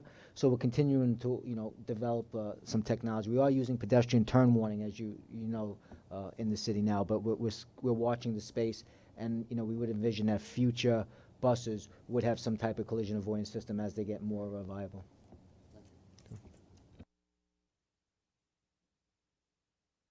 Thanks. Chief Delatorre. Good morning, everyone. Year-to-date overall transit crime is down 3.3% with 67 fewer major felonies for the year. For the month of October, total felonies in transit were down 17.5% with 43 fewer crimes for the month. There were declines in nearly all categories of crime with 5 fewer robberies, 7 fewer felony assaults, and 28 fewer grand larcenies for the month. During the month of October, 48% of the total major felonies occurred in Manhattan, 24% in Brooklyn, 18% in the Bronx, and 10% in Queens. I want to be clear that at the same time overall transit crime is down year to date, arrests for these same categories of crime are up 17% this year. That's over 100 more arrests in these categories. A reflection of the work we do to combat subway crime, and a good reason we've seen declines in these crime categories. I also want to be clear that there is no NYPD crackdown on fare evasion. We take fare beating as seriously as we always have, and as arrests for fare evasion declined significantly after we made several policy changes over the past 2 years, overall fare evasion enforcement has increased. Making fewer fare evasion arrests and instead issuing summonses for almost all subway fare evasion encounters has freed more officers to patrol the subways rather than remain occupied with arrest processing. This means officers have more opportunities to catch people committing crimes and violations. Of course, our most persistent offenders and those wanted for other crimes are still subject to arrest if they evade the fare. However, they make up a very small percentage of the people our officers encounter. And the reality is 96% of all individuals stopped for fare evasion are now issued a summons. Additionally, with each fare evasion encounter, we are continuing to educate the public and change behavior that is not just unlawful but contributes to the sense of disorder at the gateways of our system. Some of the ongoing efforts to stem fare evasion include your "Hey there, please pay your fare" signage campaign, the audible alarming of select emergency exit gates, and the deployment of additional cops to turnstiles and exit gates at high-volume stations whose mission is to deter would-be fare evaders while instructing riders and correcting behavior that facilitates fare evasion. With that, I thank you, and I welcome any questions and suggestions you may have. Thanks a lot. I wanted to start with, I feel like there's a fair amount of misinformation out there, and I'm sure no one's feeling it more than you. And if you're spending a lot of time on Twitter, I'm sorry. I myself am personally trying to spend less time on Twitter because it's like not good for anyone's mental health. So, look, some of this will never be controllable because people are gonna, take photos, share social media, and they're gonna put their own context or their own lens. They're gonna put every experience through their own lens, and so some stuff you'll never be able to control. But I wanted to maybe give you an opportunity to just talk through some of what we've seen over the last couple of days. There seems to be an enormous amount of misinformation about some specific incidents. There was a lot of reporting of an arrest of a woman who was selling food in a subway station in Brooklyn. The reality was the woman was not arrested. She was given a summons. That doesn't mean that, everyone has to agree that that was the right approach, but regardless, there's been a ton of inaccurate information out there, and so I wanted to give you a moment to, if you wanted to talk through any of the specific incidents, I wanted you to feel free. Go ahead. Sure. Well, starting with the incident that took place at the Atlantic Avenue station, it was a woman who approached our offices and identified that man as having a gun. As we approached him, he fled into the subway system. He got on an express train that took him about 1.5 miles to the next stop. Of course, our transit officers were engaged in a pursuit, and we were waiting for him at the next stop, working with rail control as we do quite effectively. At that point, we entered the subway car, and we were informed by other passengers that were appreciative of our presence on the train that he had ridden between the train cars for quite a distance there. So to this date, we'll never know whether or not that woman's account of what he was doing was accurate, but he was approached as a man potentially possessing a gun, and until we have him under control, we cannot ensure the safety of all the passengers on that train. The vendor, unfortunately, you're going to find a common thread in all of these incidents. And the common thread is lack of cooperation. We need the citizenry, our riders, and everyone else in the city to work with us to help us to de-escalate these situations. When people don't follow our requests or commands, there's a potential for escalation. The woman selling food was asked repeatedly to cooperate, and she'd be given a summons, and she refused. She was asked in Spanish and in English repeatedly. Once we got her into the station house, she was uncuffed within minutes and out of the station house within 15 minutes with the summons that she would have been given on a platform. And that's really it in summary. We need the public's help. We need them to work with us and cooperate with us and not attempt to escalate situations out there when we're trying to keep control within the subway system. It's a very dangerous environment. We have a third rail, we have moving trains, and we have to try and take people out quietly and calmly and not allow things to get out of control there for everyone's interest. That's helpful, thank you. So I'm a former safety regulator, and so my first instinct on all of this stuff is safety. I think most people know I've been a proponent for, I think you need a more significant presence in the system, both to ensure safety and security, to deter crime, not to aggressively pursue folks, but the presence of uniformed police tends to deter crime.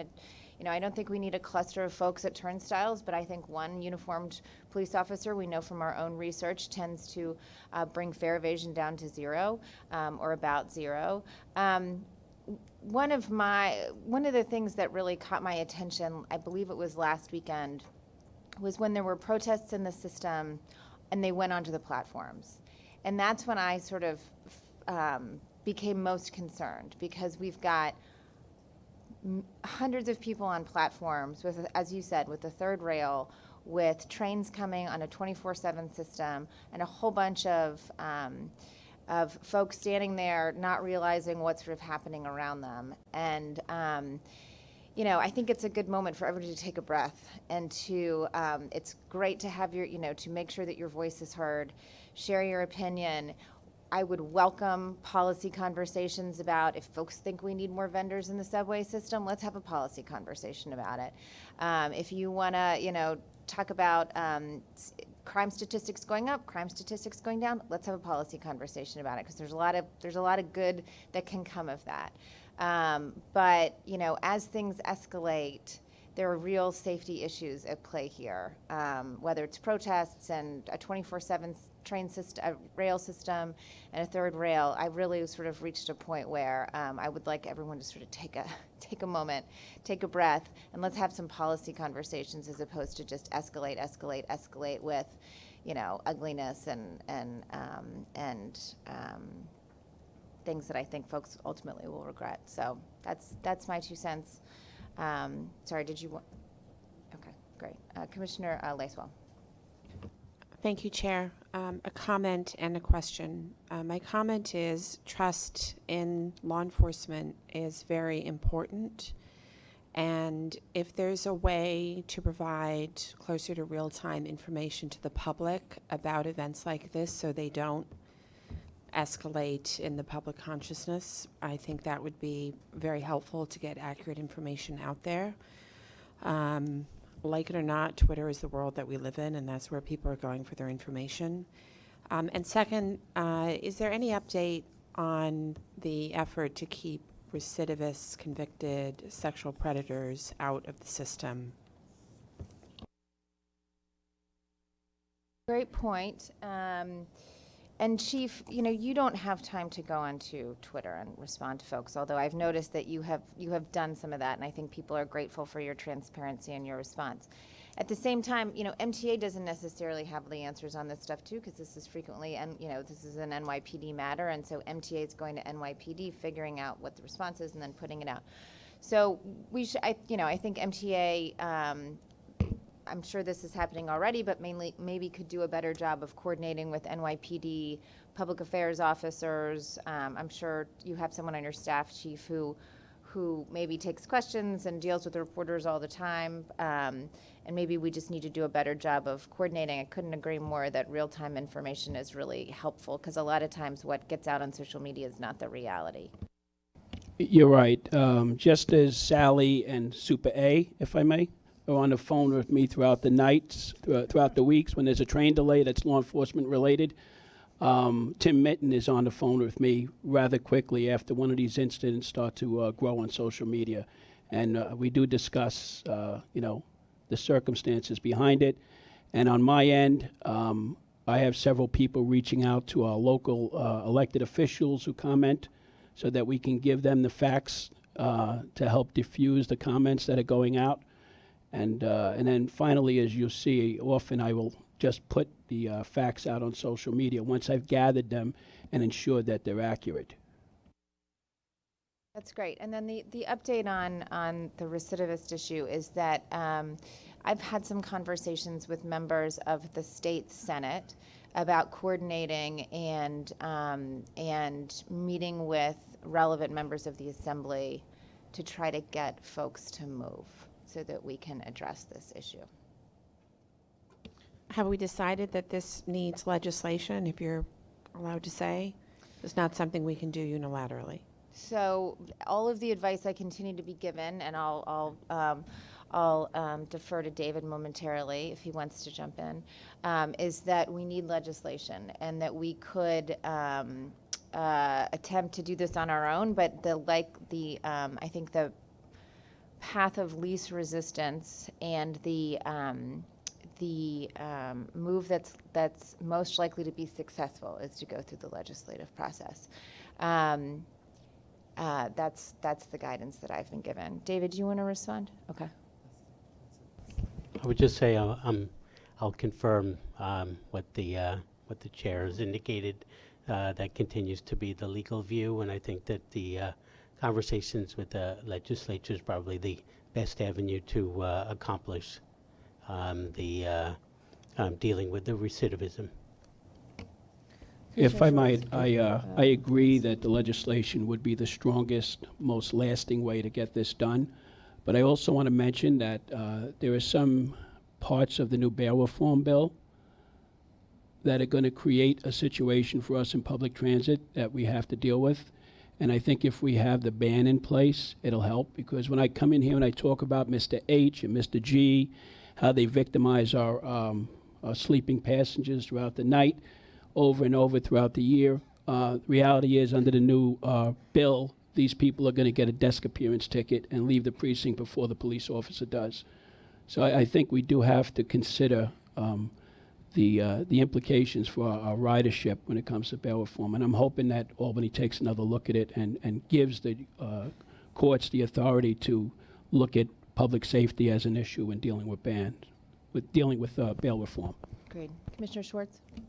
Yeah, I was just going to ask, in addition to looking at whatever legislative remedies would work or make sense, have we talked to the judicial branch and like probation just to make sure that when you have these serial recidivists that keep getting arrested, that as a condition of release or a condition of probation, they can mandate that they're not allowed to be in the subway system or something else, otherwise they'll lose their probation or parole, or they'll be reprimanded, not released. I'm not a lawyer. This is not my area of expertise, but I just don't know, while we're working on maybe a permanent legislative remedy, whether or not there's short-term solutions out there, working with OCA and also working with probation and about putting conditions on. David, do you want to jump in? We've mostly worked with the district attorneys so far. We work with them when there are incidents, and we follow up and we try to pursue them to seek those kinds of remedies. I haven't talked to the court system yet, but I can look into that. Just again to go back on what I was saying, the issue here is that the attempted grand larceny, if they cut someone's pockets and don't get property, it's an A misdemeanor. The grand larceny, if they cut someone's pockets and get the property, it's an E felony, and they're both disappearance tickets. The district attorney doesn't even get to see the case for several weeks. So it doesn't go before a judge, and that's the issue. A judge cannot look at it, review the circumstances, and make a determination for several weeks. So that's where we need the judges to be inserted back in the process and allow them to consider safety, public safety, as an issue when determining bail. Okay, thank you. That's helpful. Commissioner Vanderpool?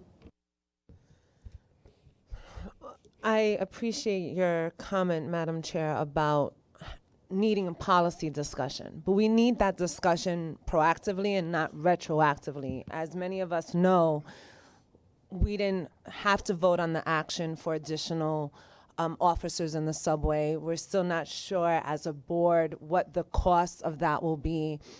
So we're dealing with the ramifications of that now in the aftermath. And social media has not been very favorable to the efforts that we've seen thus far. And again, that's a microcosm of what's happening, but it's indeed very important. At the same time, all of us have borne witness to employees who have come to speak at board meetings talking about how they've been assaulted, how they've been injured, how they've been harassed, how they've been menaced on the job.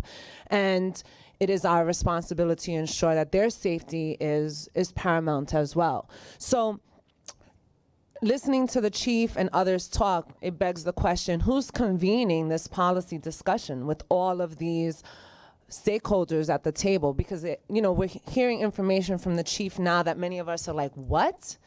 But who's in the room? Who's convening that discussion? So we're having the administrative judges and the district attorneys and our brass and our leadership. Who's convening that? Well, so what I was saying about a policy discussion is I'm happy to have it right here. So we can have a policy discussion right here. We're running late, but let's do it. Second, I'm happy to convene, and I think others are too, a policy discussion with additional stakeholders too. I say it every meeting. God bless. I say it every meeting. Let's talk about it. Let's have a policy discussion. More people at the table. Don't stand on the side of the road and criticize people who are pulling the car out of the ditch. Like, grab the bumper and help. So I'm happy to do that. What the chief has said is very helpful, but none of it's new. So if there are people who are listening to what he's saying, wow, that's new information, it's not, folks. He said it last month and the month before and the month before and the month before. We've been having the same conversation over and over again. So I'm happy to convene the conversation. I thought that's what we're doing right now. But, you know, like every month we come in and we're surprised or shocked or, you know, have new comments. It's the same. We've been having the same conversation month after month. We have to move and do something. So I'm glad to hear you say that. This is not the forum, right? It has to be a bigger forum This is what than we this. do. This is what the board's supposed to do. This is the forum. But We're supposed to set policy. This is not the only forum. There's other stakeholders that must be part of this conversation. So having this conversation now, today, and then having it with a separate group of stakeholders that doesn't include these same stakeholders is not productive and it's wasting time. So you've often impressed the need for getting something done. So let's convene that with these stakeholders and everyone else, right? The administrative judges and et cetera, the district attorneys. So we're having that policy discussion. So it's great to start it here, but it can't end here. It can't be contained here. We need a larger, broader discussion. That's what I'm saying. Commissioner Lacewell. Yes, I similarly don't understand the reason for confusion. The board indicates policy, and typically the staff and the executive team executes the policy. If it's the sense of the board, which I believe we've already expressed, that we should be doing something as an organization about serial convicted, recidivist sexual predators in our subway system, which would have appropriate safeguards, including the right to get to work and things of that nature, then the staff has been executing on that policy. I was simply asking for an update from the chair who's working with the staff on this issue. I have asked several times that we contact the judiciary and have them be involved in this as well. But it's not as though this body is going to sit and convene with a bunch of stakeholders and collectively decide exactly how this should be done. It's notifying the judiciary of this problem. The judiciary will make its own decision. Just as probation will make its own decision, just as administrative judges will make their own decision. And I've only been at a handful of meetings as a relatively new member, and this has been front and center at every meeting. Evidently, I've not made myself clear, and I think I should, because I'm not specifically referring to the recidivism proposal that has been discussed. I'm talking about more broadly how we are addressing safety in our system. So I started by talking about the board not having been involved in the decision around the 500 additional officers in the system. I'm talking broadly, not specifically about this proposal, which I supported when the chair introduced it several months ago. I'm talking about a larger discussion about how we enforce safety in the system and deal with fare evasion. For example, I visited the Chicago Transit Authority a few weeks ago and was fortunate to meet with transit colleagues. They have a very low fare evasion rate. They have a station agent at every single turnstile in their system. We'd not discussed that as an option, as a board, as a community, as part of a policy discussion. We'd not discussed that as looking into the cost of that, how much that might cost, what impact that might have. Instead, there was a heavy-handed response of 500 officers to deal with quality of life, to deal with fare evasion, to address safety for our employees and our customers.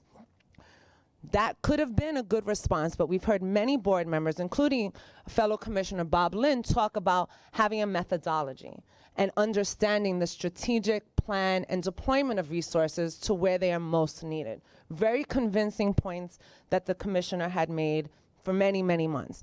That's what I'm talking about, is what is the slate of alternatives and options that we can discuss and consider with all these stakeholders, the district attorneys, our brass, our leadership, others, community activists, and decide, what delivers various impacts for these full challenges that we're dealing with our system. When I'm talking about a policy discussion, I'm referring to that, and it's certainly more broad than just recidivism. Okay, and it's also more broad than fare evasion. I mean, to Bob Lynn's point, every time he comes, in previous committee meetings, he focuses like a laser on fare evasion. When we've said time and time again, everyone has said this, the 500 cops are not fare evasion cops. They also have not been hired yet. They are not in the system. And they are separate from NYPD cops. They are MTA cops. And so, when I say like everybody sees what they want in the crime statistics, everybody sees what they want in the 500 cops to be. Because if you don't want the cops, you say, why do we need 500 new cops who are already in the system for fare evasion? Well, no, they're not. I mean, like there's that. I guess that's part of my point on the massive amount of misinformation. And so we'll convene a policy conversation. I feel strongly that this committee should be leading policy, and that doesn't mean that we shouldn't be hearing from others too. We spend an hour at least, sometimes two, hearing from the public every single month, not to mention the other meetings that we do. So I'm for it, but like everyone's entitled to their own opinions, but at some point you're not entitled to your own facts, and we all got to land on the facts and then move forward. Commissioner Jones. I wasn't going to talk on this because I've talked on it too much. And I, too, am in favor of some kind of exclusion policy for predators in the system. My daughter rides a subway. But I think we have to recognize that the tensions that are around this issue are historical. When I first came on this board in 2016, the crime statistics showed that of the arrests and stops, 93% were African American and Latino. That there were virtually no such arrests or enforcement in certain parts of the city. We're still struggling with that. Then we hear, as Bob Lynn is, that suddenly our big problems are in Staten Island and in parts of the Bronx on buses. So almost in the public's mind, when they show a picture, whether they're Post or the Daily News, and they talk about fare evasion, I see a black or Latino young person jumping over a turnstile, yet our hemorrhaging is going in buses. I don't want to attack little old ladies, but let's just make sure equity is going on here. And Chief Del Toro has done more to change the atmosphere on this than certainly many people before. Suddenly, there's more responsiveness to this issue. But you have to understand there's history here that puts the whole system under pressure when particularly there's an enforcement largely on people of color. So I don't want to sound like a one-note person. I didn't intend to get involved in this again, at least not immediately, but I think we have to recognize the historical precedents and what we're up against here in terms of public perception, particularly in poorer neighborhoods. I could not agree more. I feel like this is the Commissioner Jones, Commissioner Feinberg part of the meeting where you say something and I completely agree with it, and you're completely correct. Yes, Commissioner Rand. I want to just change the subject. Our former colleague Charles Merler is not here, but one of his pet questions had to do with Semitic crimes. I know it's up across the country. It's well documented. But 121% is significant, and I just want to know what you guys are doing about it. Yeah, so we're still up in overall hate crimes in the transit system. We have 68 for the year. We're down, I guess I could say we're trending down. Last month we were down 67%. 55 of the 68 are graffiti-based. Even 12 of those are actually in bathrooms. We have, like I've said in the past, we've put up covert cameras where we could to see if we can apprehend these people in the process, certainly not in the bathrooms. And beyond that, like I said, the last 2 months we are trending down. And out of the 13 additional crimes that were not graffiti-based, they were against a person, we have 8 arrests on those. That's all right, good. I myself sent a picture of, excuse me, of anti-black graffiti to your office and to the others for resolution, and I understand it was taken care of. Thank you. Yes, thank you. Okay, any other questions or comments? Okay, thanks, Chief. So let's get to Jay Patel for the financial and ridership reports. Preliminary year-to-date ridership for October was 26.7 million trips, or 1.4% above the forecast. Average weekday ridership for October 2019 was 0.8% below October 2018. Average weekday ridership for the 12 months ending October 2019 was 0.6% lower than the 12 months ending October 2018. October year-to-date fare box revenue was $3.8 billion, which was $54.6 million, or 1.4% above the forecast. Non-reimbursable expenses for October were above the budget by $84.1 million, or 1.1%, mostly due to labor expenses. On the MTA bus side, average weekday ridership for the 12 months ending October 2019 was 1.3% lower than the October 2018. Preliminary fare box revenue was $2.7 million, or 1.5% greater than the forecast, and the operating expenses were below budget by $21.4 million due to favorable timing of non-labor expenses. That concludes my report. Thank you. Any questions? Okay, let's go to a look for the capital program status report. In October, the 6 projects were awarded, totaling $40 million. This include 2 projects in the 2 different bus facilities and a track replacement projects on Manhattan Bridge. Also in October, completed 9 projects totaling $164 million. Again, this include 1 bus project that is purchase of 108 articulated bus, and the Sandy Resiliency Project, the Hamels Way, and another track replacement projects in Broadway line. That concludes the capital projects report. Thank you. All right, let's go to procurement. Thank you.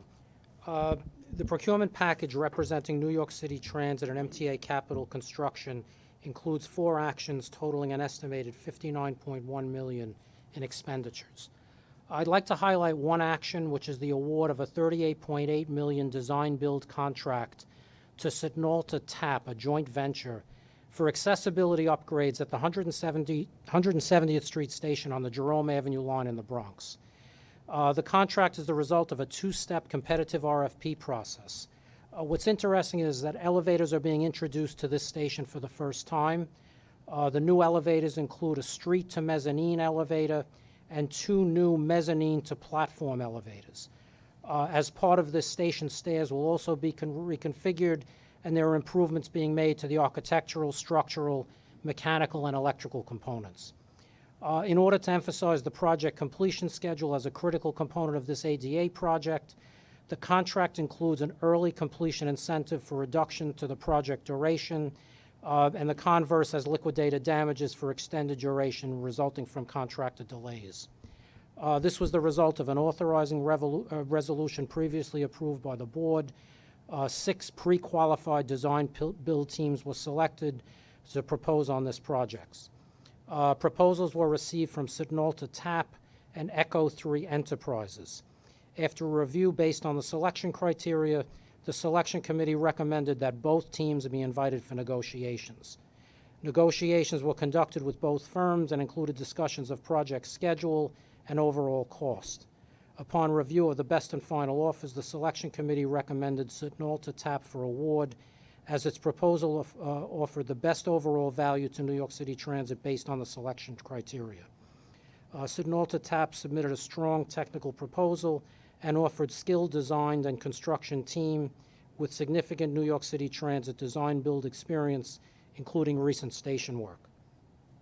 Echo 3's proposal of $51.2 million is $12.4 million, or 32% higher than Sitnalta TAP's. Additionally, Sitnalta TAP's is 2.8% less than the in-house estimate, and is considered fair and reasonable. Sitnalta TAP already also included a reduction in the overall project duration from 28 months to 25.5 months. I request the committee's approval of all items in the procurement agenda. Thank you. Okay, is there a motion to move the procurement package? Okay, Great. Are there questions on the procurement package? Commissioner Albert. Will the 170th Street station be done in phases, or will it be totally closed while this is made ADA accessible? I think we're not closing the stations at this point. There's no plan for station closing, but there would be, depending upon there might be geo require because pulling the cable on the right of way, but the station will remain open. Thank you. Commissioner Vanderpool. With regards to the same procurement, there's a note in the staff summary that 3 firms opted not to bid given excessive risk. Is there additional information you can provide on what these firms may have shared about what they perceive as excessive risk? Yes, there were 4 firms altogether. One indicated that they did not have the capacity to handle this project. The other 3 indicated that they were concerned about recent legislation, terms and conditions that were included in the solicitation involving debarment. I appreciate knowing that. I remember these 3 firms having submitted comments. I did read the comments. We received a summary of 42 comments submitted for this legislation. I do remember these 3 firms because they're big firms. And a lot of the concern around the proposed debarment regulations is a lack of competition. And we are seeing this play out in real time right now.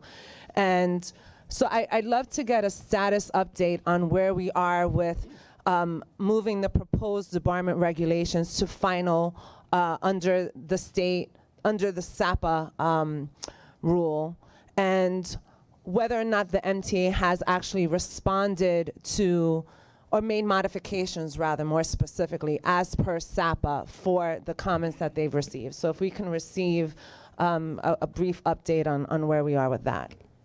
So let's see if we've got someone here who can provide an update. David can provide an update. But to be clear, if they were citing risk due to the debarment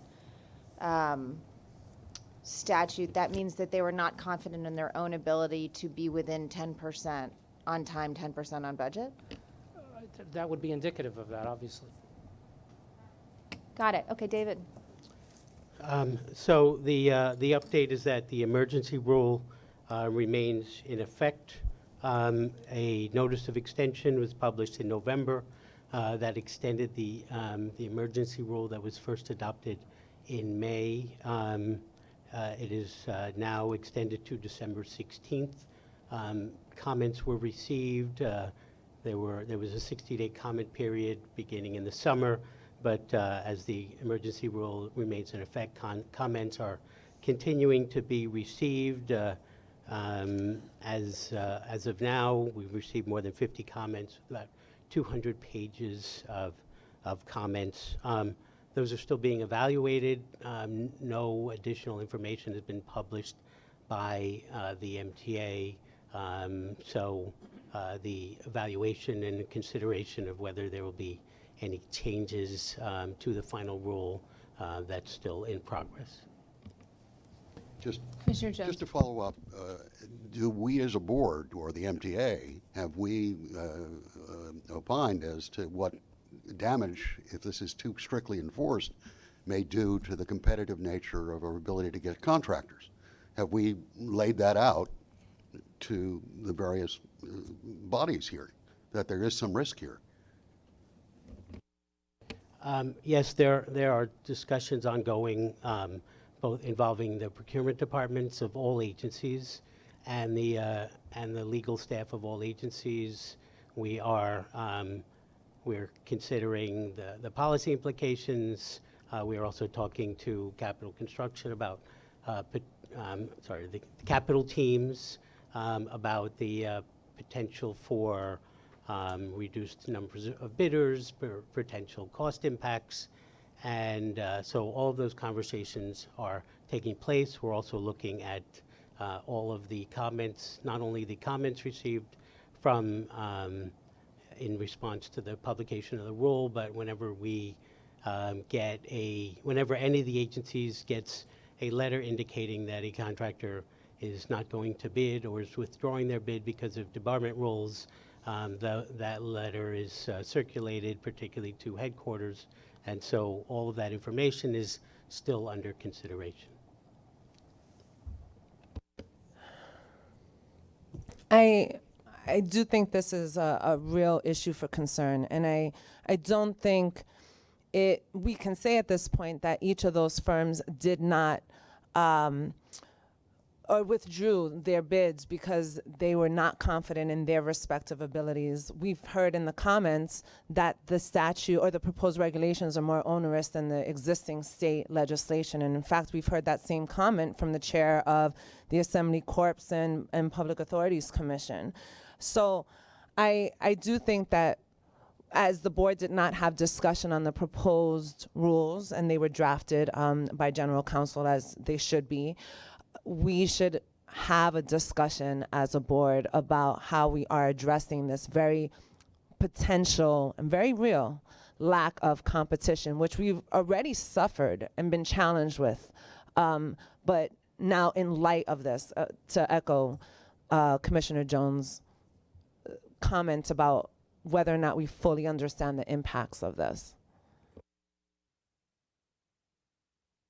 Okay, anyone else? Okay, I need a motion to move the procurement package to the board. Second? Favor? Opposed? Okay, great. Thank you. Let's go to Sarah Meyer on station closure notice policy.